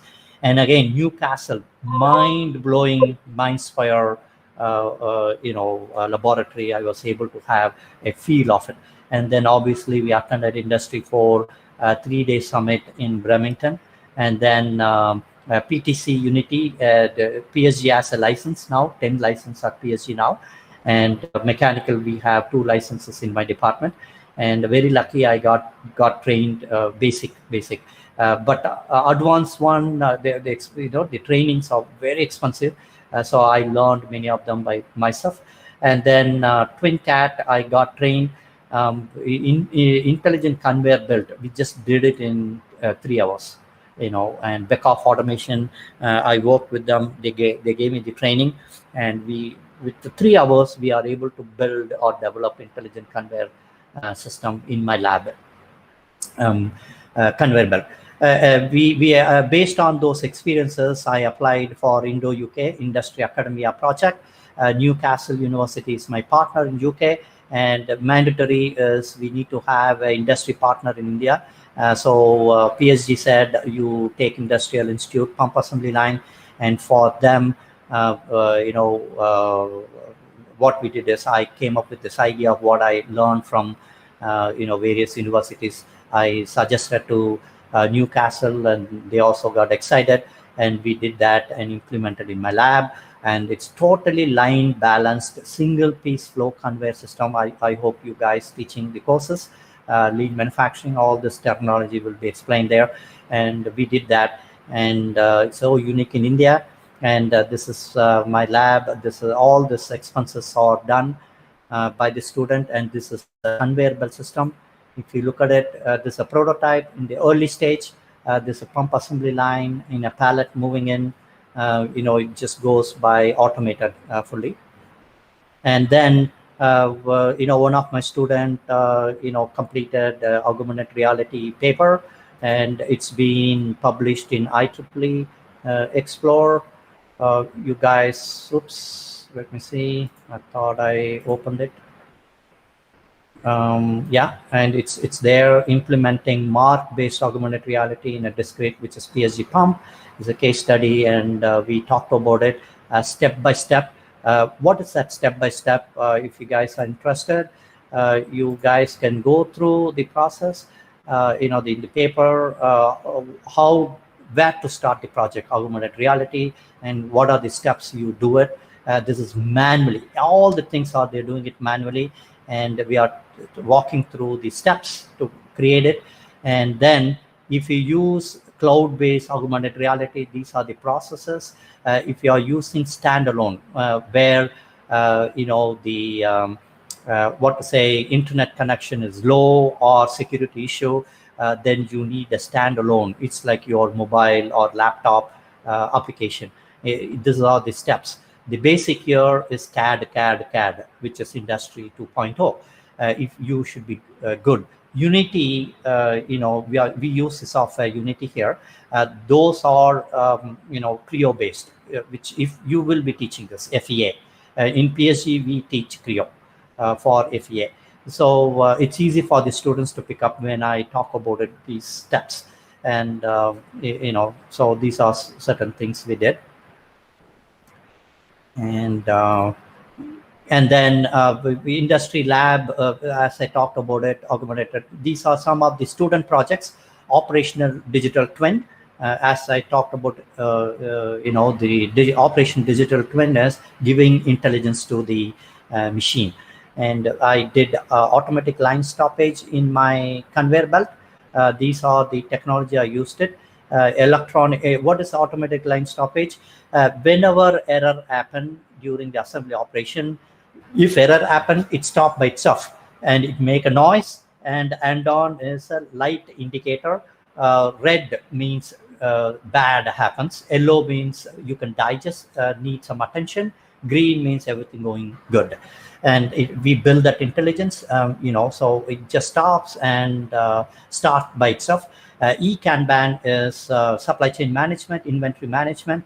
We keep the load sensor under each bin, and whenever part is being used based on the weight, 80% of that weight reaches, we send a signal electronically, no human process, send it to the ERP system, and that during that process, yellow will happen. That is, you are ordering the part replenishment order, automatically, no human get involved. And if part goes below 80, still nobody, give attention. Red will blink and beep happen, so on and so forth. Part traceability, the part, whatever you install, where it is right now on the conveyor system. And if, for example, you put it on a pump, part number 35, in which pump 35 part is installed, you can even do the traceability very easily. We use RFID, Raspberry Pi, again, and on during the process, we store all the data in SQL Server, and I teach Python too for my students. And what is this absolute management is, any of the parts not being used anymore, that anymore could be the reasons of a design change, or material hazardness or environmental issue or part failure. So it could be any reason. When they we decided that part should not be installed anymore in the production line, how do we tackle them? So that technology, barcode, Raspberry Pi, and Ansible Python, and then I'll show you what this is. Using your mobile, I can develop an application. For example, I can sit at PSG and based on some features of a product, what I want to do 3D printing, and that 3D printer could be physically in your office and in your cabin, and I can, we have MOU signed, and based on that information, you will get it what I needed. And what I do is through programmatically, I punch in my laptop, print it, pass that information what is required to the 3D printer, and it does that. And predict the machine monitoring, production activity, cycle time, completely data science. And I teach again R language, and all assuming that the sensor data are stored in all this informations are stored in SQL Server. Assume that it is there. How do I take that data, do the analysis, and able to predict whether the machine will work for how long and when it's going to break? If it's going to break, what are the reasons for the break? And is it break because of the operator or the wear and tear of the any one of the parts of the machine, so on and so forth? And all those analysis can be done using these technologies. And the control of what it is. Let's assume you have a component. Simple example. And all this is a student project, student project, nothing, I architect, I tell them when they are supposed to do it. And what is this programming? You write all this Python, information, it's Android phone, and all the information very parametric. You define the dimensions of it, okay, and even the color, what you needed, and you say file print. What happened? It goes. Now I'm sitting in PSG, and when I say print, goes to the cloud, to the database, collect that relevant information, prints it, and this is sitting in your office. Okay. Just 1 second. Hi, Sheena. Okay, I'm wrapping up. Yeah, I'm wrapping up. Gotcha. I'm just wrapping up. Yeah. Thank you. Yeah. And in my lab, if you look at it, it's a 6-station one. It runs in a conveyor, loading, unloading, pump is going to go. And each station has so much intelligence by itself, and it does the operation. And it goes through the switch and to the cloud, to the databases. And now I'm going to be replacing that 3D printing. Once that previous slide what I showed, it's completed by a student, and it becomes fully automated. And if you look very carefully, all this technology are low cost, and we came up with 13 courses to transform a student, or we could say computer savvy intermediate student or a company towards Industry 4. As I mentioned earlier, you can buy the technology from these teams, or you can develop. If you go with them, if you look very carefully, none of them are from India. And if you look at it, Industry 4 solutions, none, even consultants, at the end of the day, they will be telling one of these technology because they have no clue how to start and where to start and how to implement it. And that's where we come into picture as a faculty. You teach the relevant courses and give them hands-on training and to make them industry ready. And why we need it? Very important, supply demand, even for the students' requirement, and then customer-oriented products can be defined because of everything, automation happening, safer environment, because of automation, data is being shared automatically. Because of that, zero error is happening. And because of that, faster, product life cycle happen. And thus we are able to create industry ready, and highly paid jobs are created. And obviously we will support Make in India scheme. And if you look at it in the auto industry, the product life cycle used to be 10 years when I joined, GM in 1993. And around 2001-2, they came to 5 years. Now, as we speak, it's 18 months or less. from a paper copy of a new car, what you wanted, and to a real production. In less than 18 months, they are able to make it. And this is my presentation. I leave it to question and answers.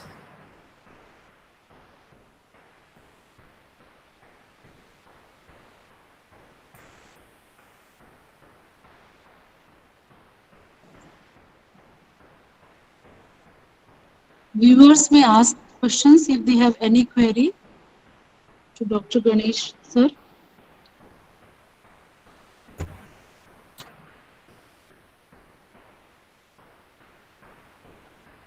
I hope you guys enjoyed, or I bored you. I get fascinated in this technology. So.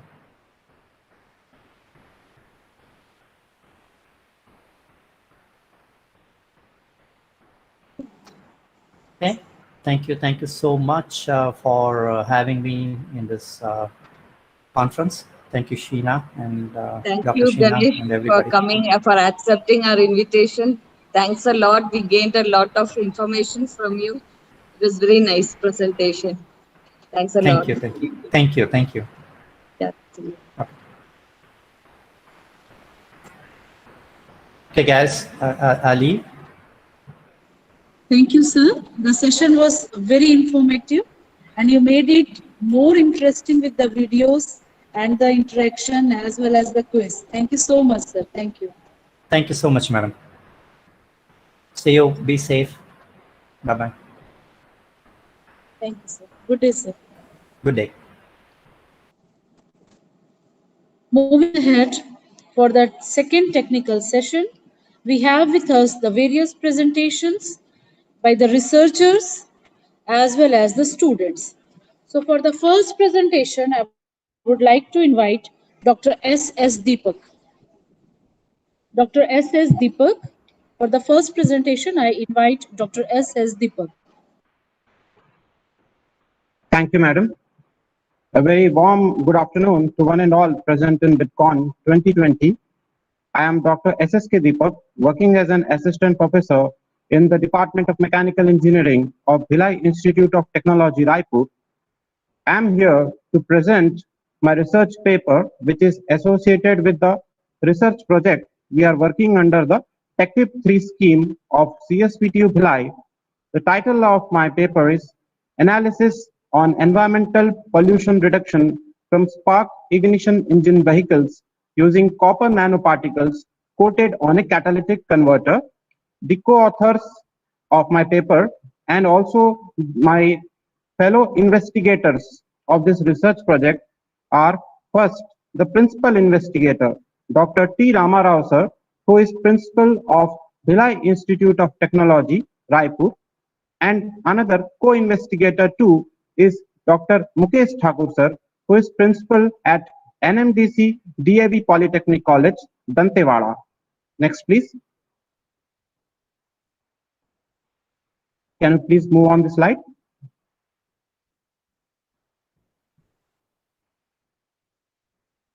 Or do I need to present from my computer? I am ready with that also. Yes, Dr. Deepak, it will be more convenient.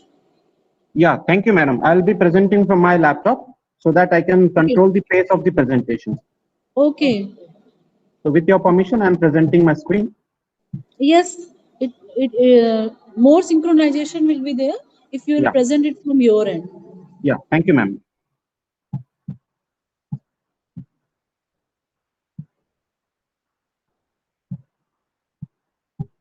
Kindly give me feedback. Is my PPT visible to all of you?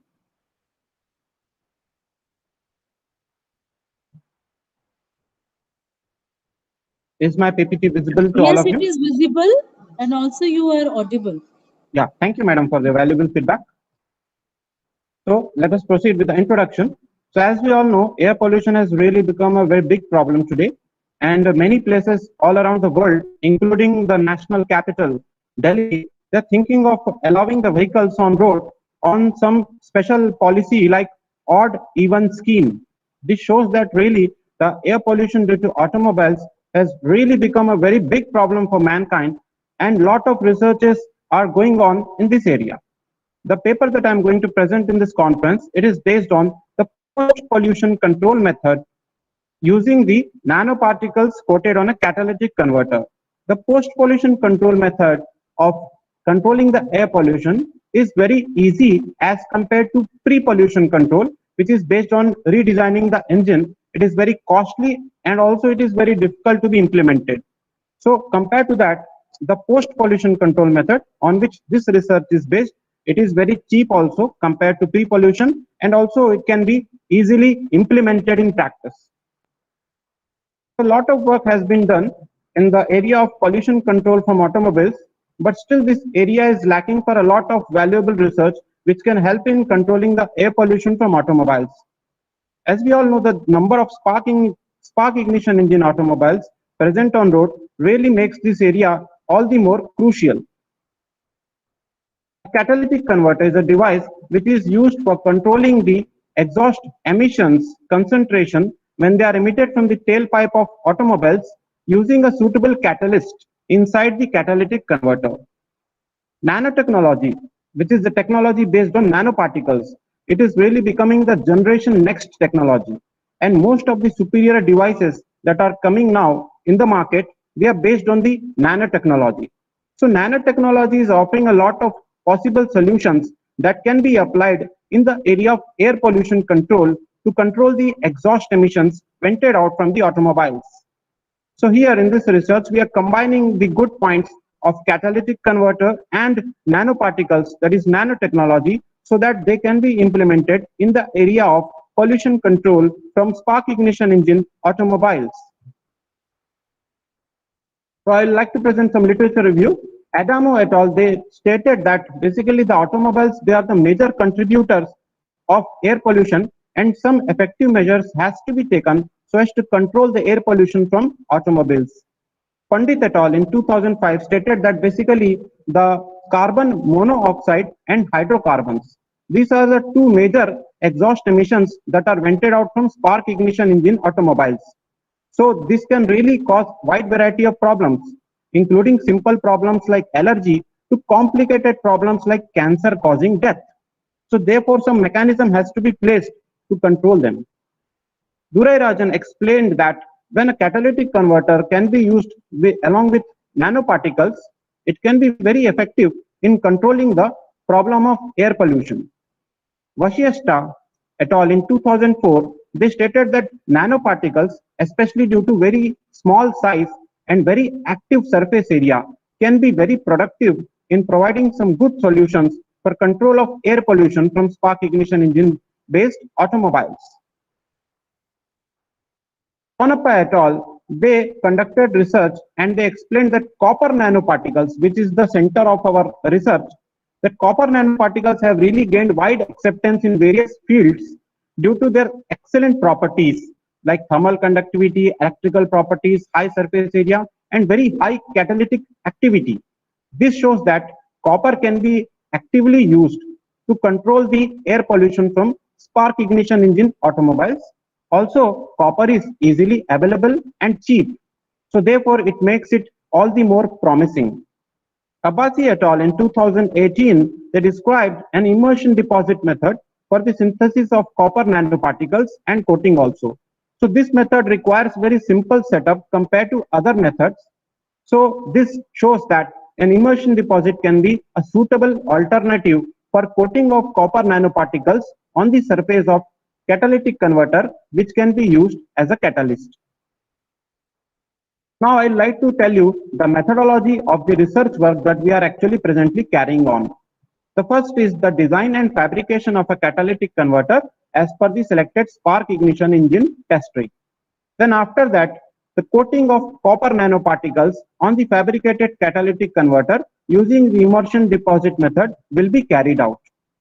After that, an experimentation for checking the effectiveness of the developed method using a multi-gas analyzer for the measurement of exhaust emissions concentration, which basically includes the measurement of carbon monoxide and hydrocarbons before using the catalytic converter and after using the catalytic converter would be done, so that we can get to know that how effective is the proposed method. And the last will be the reflecting on the results of the experimentation. The work we have completed till now in this research project, I would like to highlight here. The first, we have designed and fabricated the catalytic converter. You can see this is the design of the catalytic converter. This design has been fabricated, and we have also presently going for coating. You can see the design. We have tried to create a design which ensures that there is maximum interaction between the exhaust emissions and the copper nanoparticles, which would be coated on this porous surface, as you can see here. So therefore, a lot of interaction will be happening between the exhaust emissions and the copper nanoparticles. And when these exhaust emissions would be vented out from the catalytic converter, they would be less harmful to the atmosphere as they were before. And also, the structure has been kept highly porous so that we cannot have any back pressure on the engine. Then this is the open section view of the catalytic converter. You can see these are the main parts, and we have designed it in such a way so that it facilitates easy assembly as well as disassembly. And whenever we want to go for coating at second coating also, this can be done very easily. Cleaning also can be done very easily. And also the structure is very, very compact. So therefore, it can actually be practically implemented in practice. So this is the three-dimensional view of the catalytic converter. And this is the fabricated catalytic converter that we have actually fabricated in the industry using the design that we have made.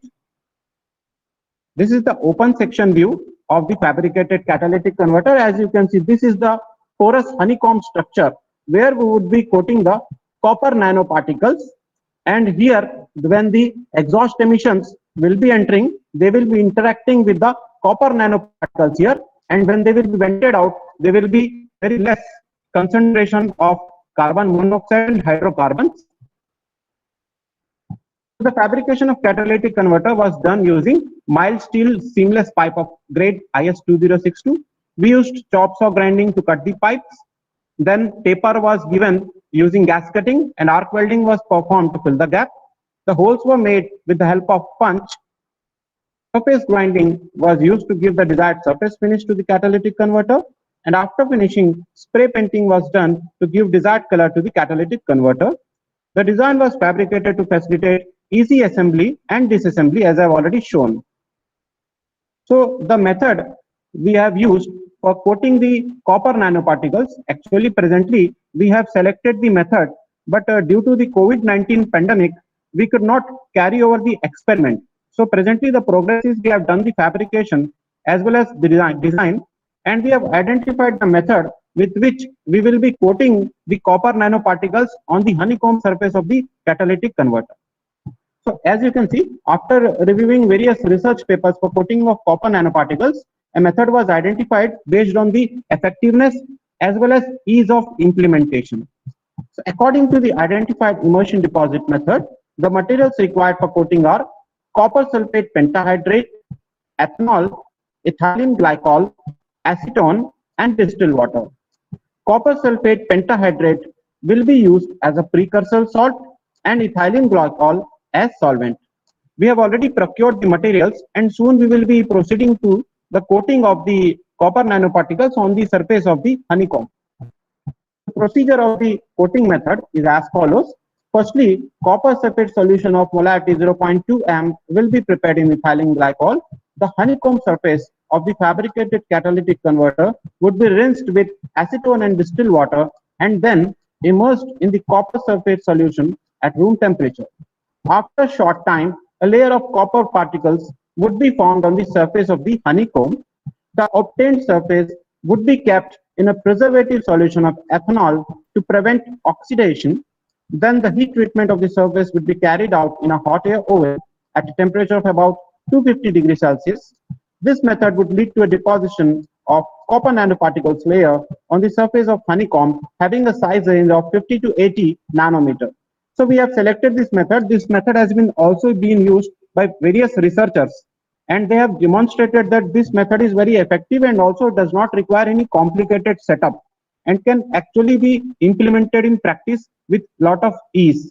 So that's why we had selected this method. So expected outcomes from the research project are as follows. reduction in the exhaust emissions concentration, that is the CO, that is carbon monoxide and hydrocarbon emissions emitted from the spark ignition engine automobiles, which would be measured with the help of multi-gas analyzer. Cost-effective method for pollution control for spark ignition engine automobiles, because this is based on the post-pollution control, and we are using very simple way of fabrication as well as copper nanoparticles. As I already told you, they possess excellent properties and are very easily available. So proposed method will help to make the environment cleaner and improve the air quality. So basically the main purpose of this project to help to conserve the environment, make it more cleaner and greener, and reduce the pollution that is emitted from the spark ignition engine automobiles. The references that have been used during this research are as follows. Thank you very much to all of you for your patient hearing. Thank you, Dr. Deepak. If the audience have any query, they may ask, please.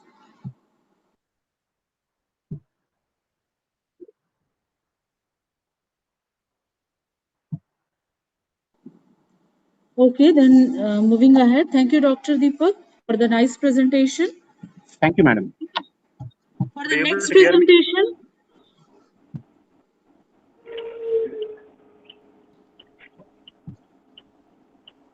next presentation, I would like to invite Mr. Ras Bihari Vishkarma for his topic on presentation on the friction stir welding joint analysis. Mr. Vishkarma, please.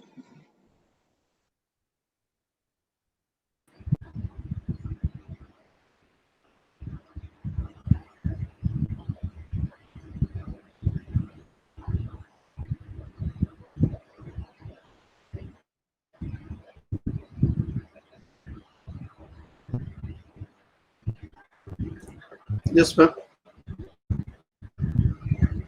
Yes, sir. You may please start the presentation. Good afternoon to all of you, respected sir and ma'am.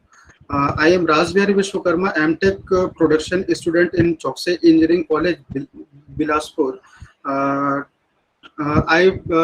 This is my topic, friction stir welding joint analysis at 1100 T11 aluminum alloy. First of all, I discuss to introduction. The FSW was innovated by the Wayne Thomas at TWI, the Welding Institute in 1991. FSW is a comparatively new solid state welding process which is used for butt and lap joint. Welding is a solid state joining process with the application of heat. It is making permanent joint. It takes aluminum alloy 1100. I use for this the particular process.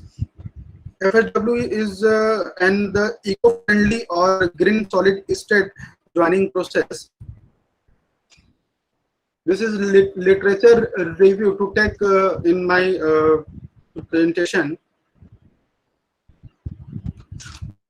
Next slide is motivation of work.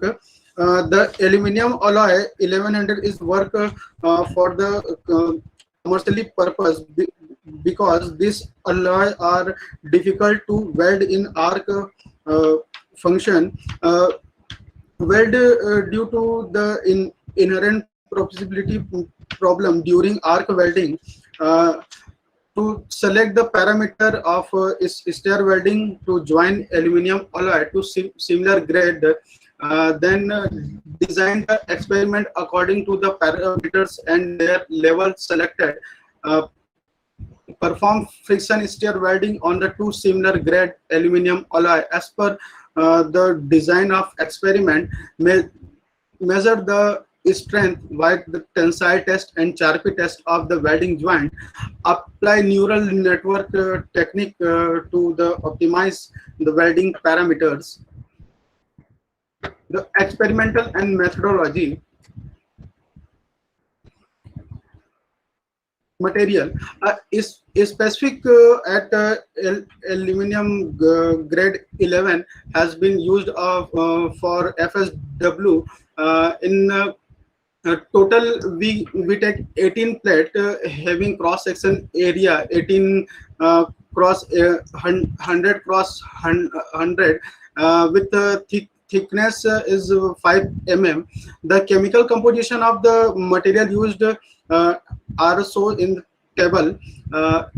Aluminum, iron, silicon, manganese, zinc, copper, titanium, and chromium contain a certain percentage. Working of FSW process. FSW is cylindrical soldered tool with a propagated probe in rotated and slowly plugged into the joint line between the two pieces, but together. Frictional heat is the generated between the wear resistance welding tool and the material of the workpiece. In this experiment, 4 mm sheet of aluminum alloy 1100 plate are used to the joint by the friction stir welding. Initially, the pieces are cut at the power hacksaw and made in the proper size with diameter. This is a tool parameter. We take mild steel tool are used in this process. Tool is a very strong, tough, hard wearing at welding temperature, have good oxidation resistance and thermal conductivity. Experimental procedure. First of all, we prepare the machine for the friction stir welding of aluminum alloy of grade 1100. For this experiment, we convert the welding machine into the friction stir welding with some setup. Aluminum plate are taken in oven and heated at the required temperature. Heated plate are cooled in the air and water. This is the specimen after welding. This is testing is a specimen. Process parameter. We take the 3 level 1, 2, 3, and the temperature is 200, 250, and 300. In that time, the holding time is 20 minutes, 30 minutes, and 40 minutes. The rotation of tool is 800, 1000, and 1200. Design of experimental. In the 200 temperature, the holding time is 20 minutes and the tool rotation is 800 rpm. Then we take 200 temperature and the increasing the holding time 30 minutes and also increasing rpm 1000 and the 200 degrees centigrade, increasing the holding time 40 minutes and the tool rotation is 1200. So this is total 9 experiment. Response of the tensile strength in Charpy test. The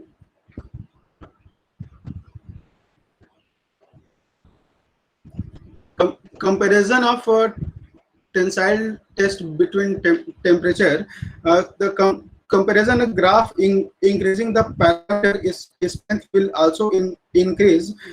Comparison between the tensile test response for water and air cooling parameters. In this graph is clear that the level of parameters increasing will increase the strength factor also. comparison of RP test between temperature. In this graph, the comparison of temperature for the CHARPY test response, the graph is the first increase, the then decrease, then again increase, which is due to other parameters, but the overall welding strength is depending upon the hardness of the material. Innova for the tensile test, the sources of temperature, holding time, and rotation of speed. This is a degree of freedom, sequential sum, adjacent sum of sequence, mean is square, and F value and P value to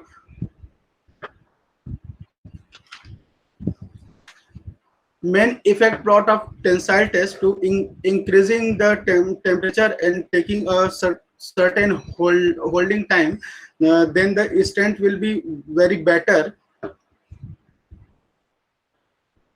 This is also Innova for the CHARPY test.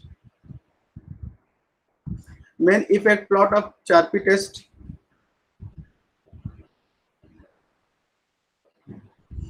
ESM image of stair welding zone. Stair zone did not found any crack in the specimen, which is the found optimum. Besides that, the typically parameters. Again, we perform and crack the strength of welding, which is the verified by ESM image. FSW conclusion. FSW opening up a new area of welding at below melting point of the workpiece. No distortion is better. Good forging action by the tool. Create high strength welding hard material. It is the alternative of fusion welding. Thank you. Thank you, Mr. Vishkarma, for your presentation. Thank you so much. Now, for the next presentation, I would like to request Mr. Avinash Sharma and Mr. Nitesh Bharti for their presentation about an overview on 3D printing process, materials, trends, and application. I prolong my warmest welcome to all the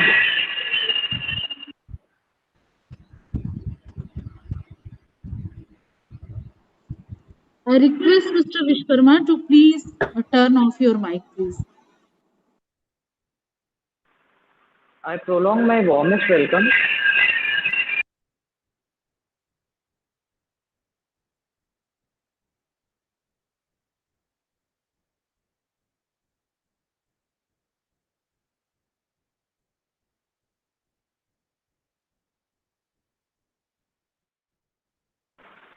I prolong my warmest welcome to all the dignitaries, keynote speakers, and other contributors of the respective papers.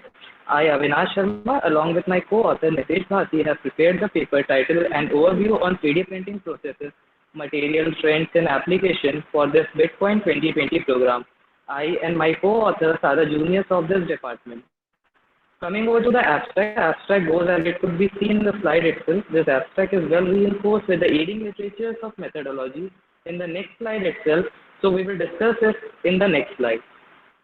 So the methodology of the paper is as follows. This review paper summarizes major studies conducted all over the world, deals elaborately with the 3D printing technologies, incorporating mainly the introduction to additive manufacturing and the historical development of 3D printing in the introduction session.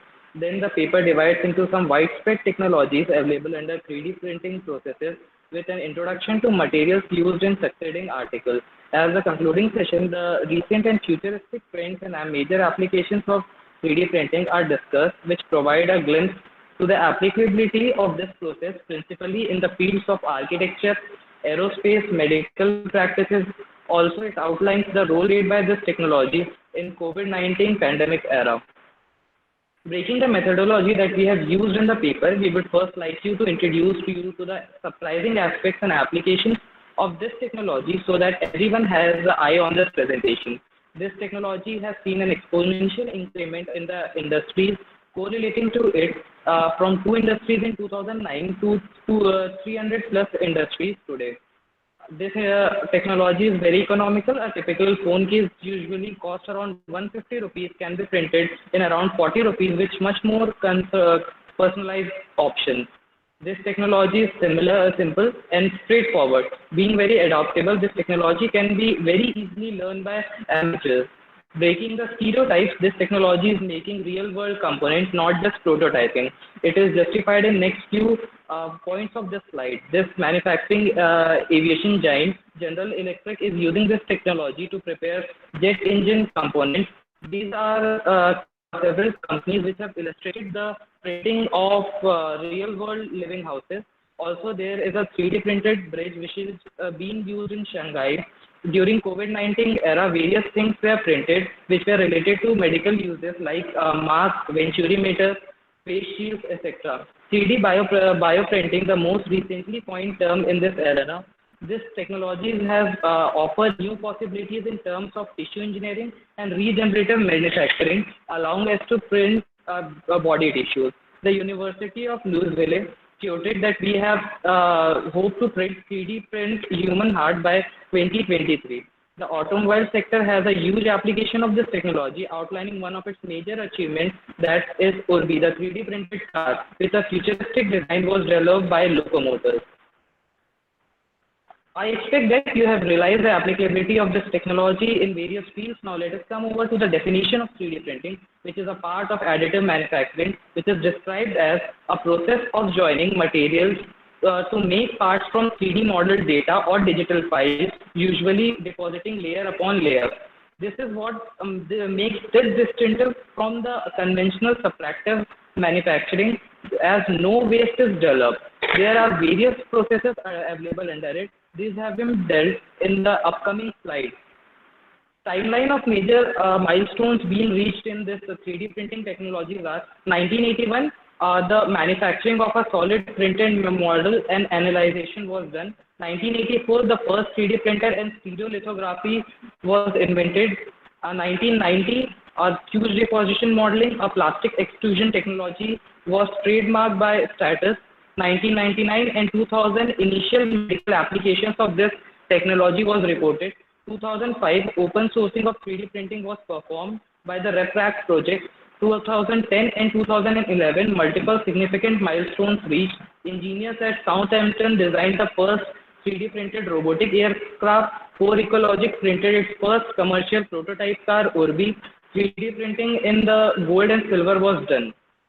Multiple processes incorporating 3D printing are available. First is stereolithography, one of its first of its kind. This technology was invented by Charles W. Hull in the year 1983 in initial stages of 3D printing technology. In stereolithography, the objects are generated using a concentrated beam of ultraviolet light aimed into a liquid photosensitive resin. This the portion of the liquid resin which receives the beam exposure is transformed into a solid state. In late 1980s, the FDM technology was invented by S. Scott Crum, and by 1919 it was trademarked by Status. In FDM, the objects are built by melting plastic filaments and extruding it from a small nozzle, which is free to move in a three-dimensional space, as you can see in the respective pictures itself. These both processes mentioned over here are generally used for the printing of metals. The SLS technology is having relations with SLA.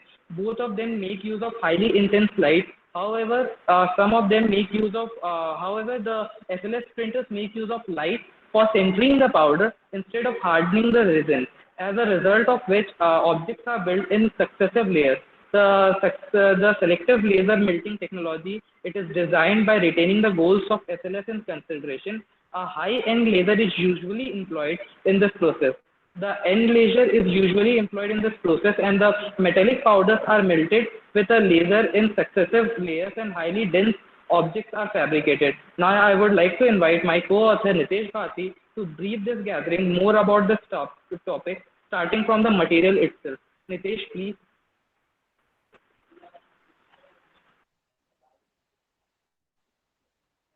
Thank you, Avinash. So now let's talk about the metallurgy part of the 3D printing. And now first look at the non-metals. First, the ABS originates from the thermoplastic family. This material commonly dominates in personal and household 3D printing applications. Some carbon fiber materials are also labeled for the reinforcement of the ABS. Second is the PLA or polylactic acid. It is a renewable biodegradable cornstarch derivative material. This thermoplastic aliphatic polyester is also safe for food contact and is employed in fuse deposition molding technology and commonly known as the green plastics. The third one is the resins. It is a well-recognized material in the 3D printing, generally engaged in SLA, DLP, multi-jet, and carbon continuous liquid interface production technologies. These are generally photopolymers, which are photosensitive substance, which were revealed to the light in its physical and chemical transformations. A greater resolution and more finished material can be easily obtained. Broad diversification of the resins can be easily seen in the slide itself. The last one is the ceramics. It can withstand with extreme temperature and pressure. Moreover, it is resistant to environmental degradation factors. The technology used specifically SLA and DLP in use. Its adoptional principal feature includes a leavenishing, smooth and glossy surface finish. Now let's deal with the metal part of the 3D printing. First is the stainless steel. Stainless steel is a mixture of both iron and carbon elements. It's melted and fused with chromium and molybdenum elements to retard the rust and corrosion. The direct metal laser sintering and binder jetting are the process used as a printing material. This material attains its key application in jewelry, construction, industry, and dental applications. Second is the aluminium. A principally selective laser melting process is employed in diseliminate the metal. This is efficient mechanical characteristics that it is both in high performance metal as well as a lightweight. It is used both for the prototypes and finished products. The aforementioned material is broadly utilized in the aerospace and automobile sector. The discussing about the titanium, the to robust and the lightest material possible for the 3D printing process. It can easily be withstand with the hazardous and natural phenomena such as oxidation, acids, the titanium used. The process implemented for same as the curved direct laser sintering. This material finds its other chief application in the fields of aeronautical components and medical fields. Now let's moving forward towards the applicability part of the presentation. The 3D printing has shown its impact in almost every sector one could think of it. The 3D printing provides a great opportunity for the customers to become creators, as is seen in the bar graph itself, that has shown its impact on almost every sector one could think of it. Although the discussing about the major one, first is about the aerospace industry. The quickest adoption of the 3D printing technology can be easily seen in the fields of aerospace and aeronautics, which contributes to the 10.4 billion in the additive manufacturing market. However, the major key holders are the JE, Boeing, JKN, and Airbus.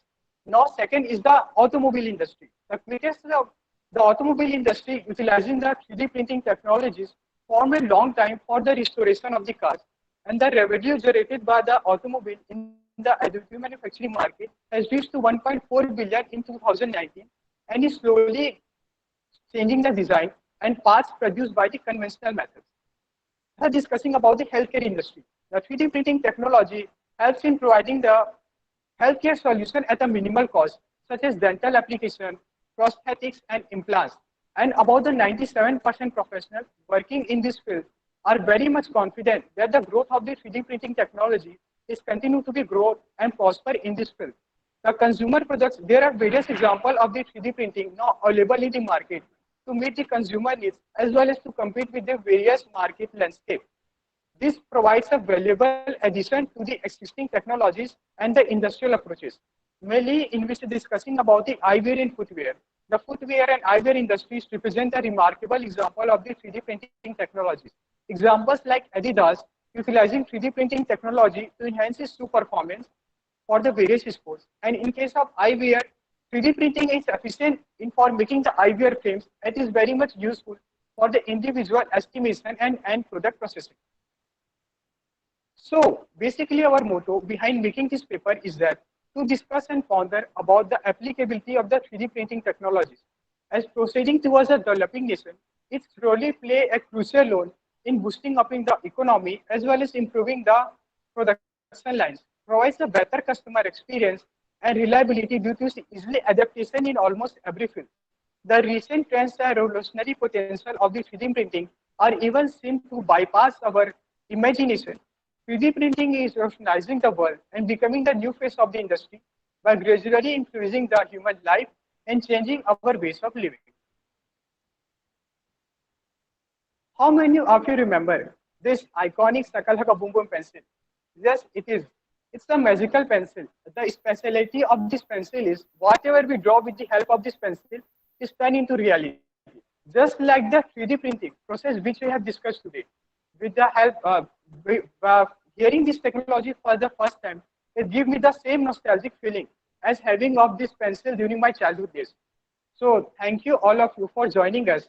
At last, we would like to tribute the man which we knew as the missile man of our India, Dr. APJ Abdul Kalam sir. Now let's proceed for the question and answer session. Q&A session.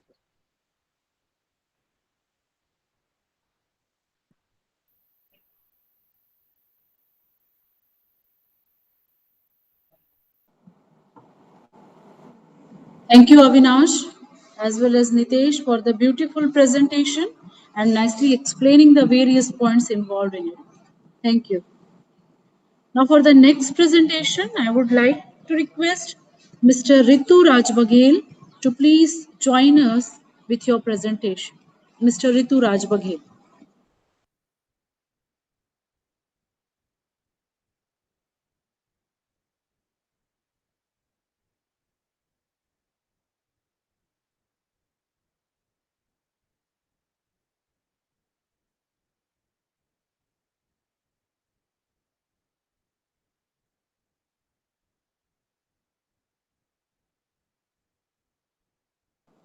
Mr. Ritu Rajbagel.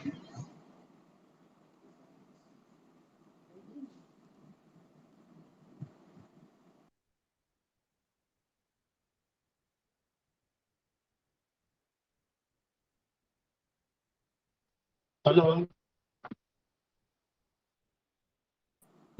Yes, sir. Please start your presentation. Hello.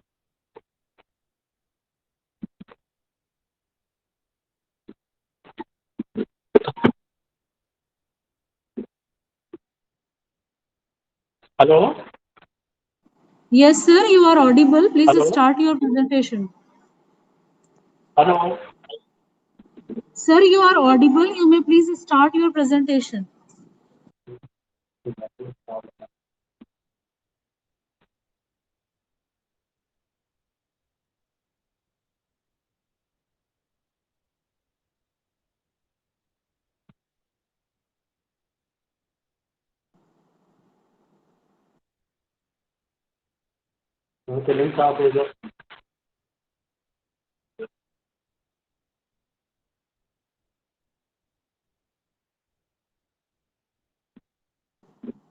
Mr. Ritu Rajbagel, you may please start your presentation. Please share your PPT.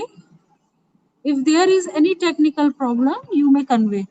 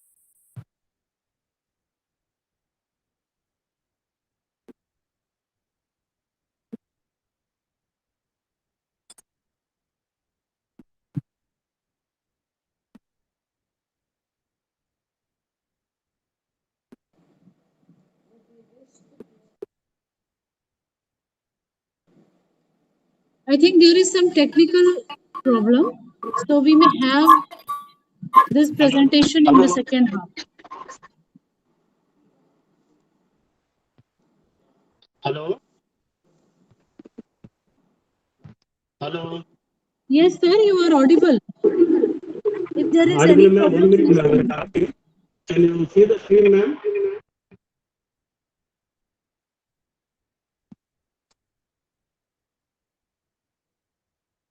Hello? Yes, sir. Can you see the screen, ma'am?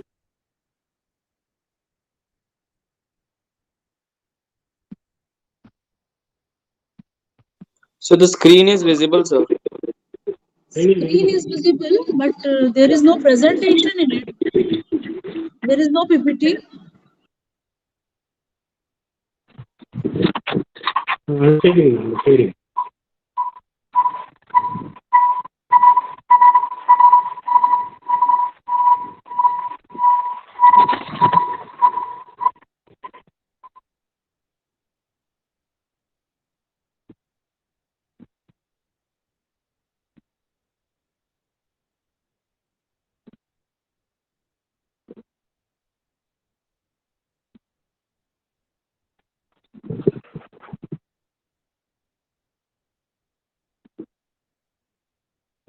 Hello? Hello? Yes, sir, Hello? you are audible. The screen is also visible. Thank you, ma'am. Thank you, ma'am, for waiting. I think now you can able to see the screen now. This presentation is related with the design of inventory control system. Mr. Rituraj MTech scholar. While coming to the institute, he undergone an accident. That's why he is unable to speak. That's why on behalf of him, I am presenting this concept.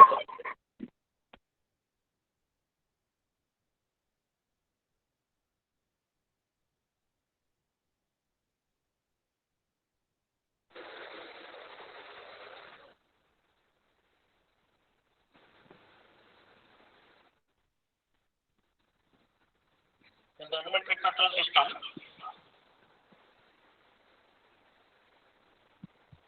a case study was financed in a foundry making job orders for the foundry industry. The data was collected from the arms industry platform. Before going to the case study, let us see the introduction.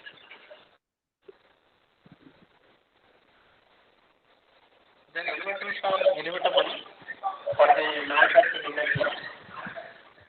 In the manufacturing industry, the cost of inventory is 50 to 60% on average, except in fertilizers and steel plants, where equipment cost is more, it is coming down to 40% material cost. In all the metal industry, automotive industry, the investment for the materials is around 50% of the total investment. Therefore, there is a need to control the inventory. Now, if a plant is running properly, when to order, how much to order for the material, that will reduce the service cost and it will maximize the service level.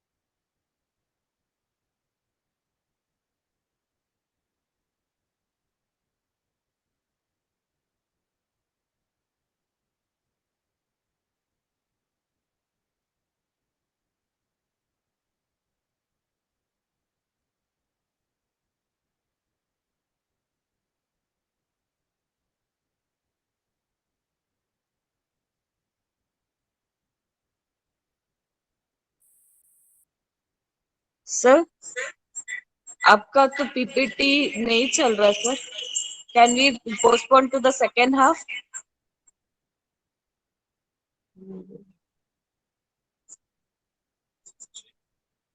No.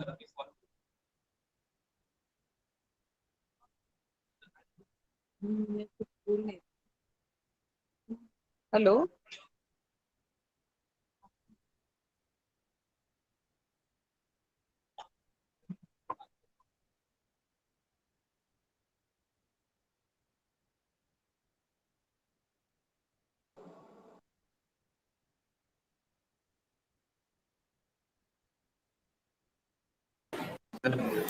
Hello. Yeah, am I audible, sir? Hello. Sir, you are audible.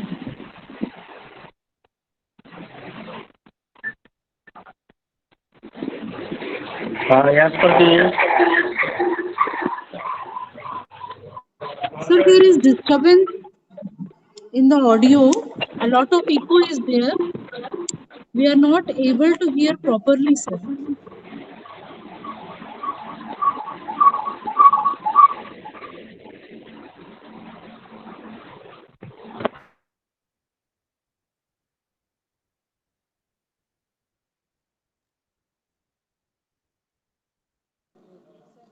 Sir, since we are not able to hear properly, so we are postponing this presentation to the second half. Kindly cooperate with us and please join in the post-lunch session. Meanwhile, if there is any technical problem which you can't resolve, you may contact us during the lunch hours. We will help you to solve the problem, sir. So we are postponing your presentation to the second half. Please cooperate with us, sir.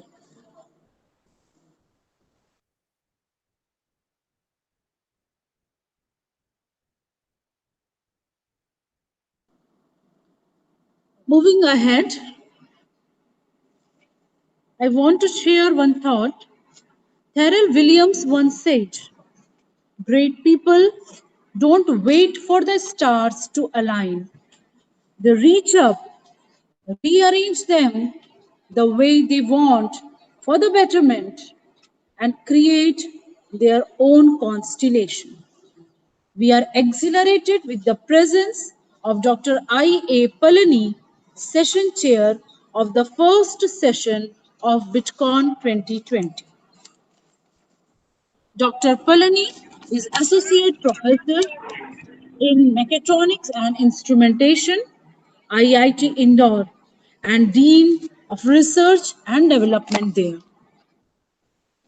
He is having more than 10 years of experience in research and teaching, and he has published a lot many papers in the national and international journals and conferences. With these words, I request Dr. Palani to please conclude the session by expressing his views. Sir, please. Thank you very much, madam, for giving me this opportunity. So I'm happy to be in this forum. So it's nice to hear a very interesting, highly interesting presentation in this forum. So the first presentation by Dr. Ganesh about the Industry 4.0, he was highly enthusiastic, and he has given a detailed overview about Industry 4.0. It was nice to hear his experience in detail, and his interaction with the students and the community is highly valued. And then we had a presentation by Dr. Deepak on nanoparticle-based catalytic converter. So I'm highly impressed by the way he has designed the catalytic converter. So I have a small suggestion that Dr. Deepak could just go in detail into the influence of nanoparticle towards the efficiency of the catalytic converter, so which would be helpful for you to broaden your research. Then there was a discussion by Dr. Vishwakarma on the topic friction stir welding of aluminum joint. So it was a highly interesting topic, and in fact it's a highly demanded topic also. So people are working, and people are also facing huge amount of challenges in overcoming these welding issues, and friction stir welding is one of the key area, which I'm glad that Dr. Vishwakarma has took this area to go in detail into it. So I would So I have a suggestion from my end. Please do a detailed analysis with respect to fracture mechanics, etc., with respect to frictional stir welding. So that will give you a detailed insight about the process. So the third talk about Dr. Sharma on 3D printing, which is a highly interesting topic and a fascinated topic also. So I'm happy that now youngsters are moving in this particular direction. So India is also moving towards a high-level 3D printing. So in fact, in our institute also we have developed our own metal 3D printer. So it's good, and it was nice to hear from Avinash Sharma. Please continue with this. So with this, I would like to conclude, and I thank the organizers for inviting me for this session. Thank you. Thank you so much, sir, for your valuable suggestions. Thank you for joining us, sir. Okay. Thank you very much, madam. I am signing off. Okay. Thank you.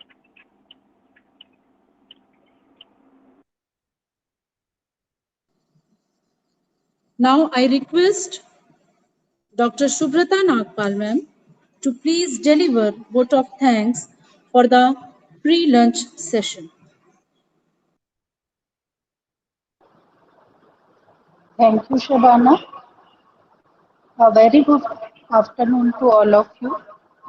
Today, I, Dr. Subrata Nagpal, Professor Mechanical Engineering, take this opportunity to put all gratitude in the form of words.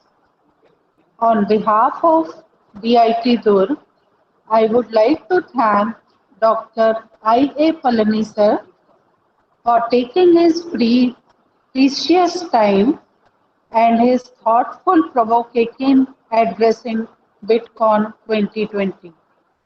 I would like to extend my sincere thanks to Dr. M. Ganesh sir for enlightening his views on trends in mechanical engineering. We have been fortunate enough to be backed by our director, Dr. Arun Arora sir, who have been a constant support and lot of encouragement for us. Thanks to our principal, Dr. Vice Principal, Dr.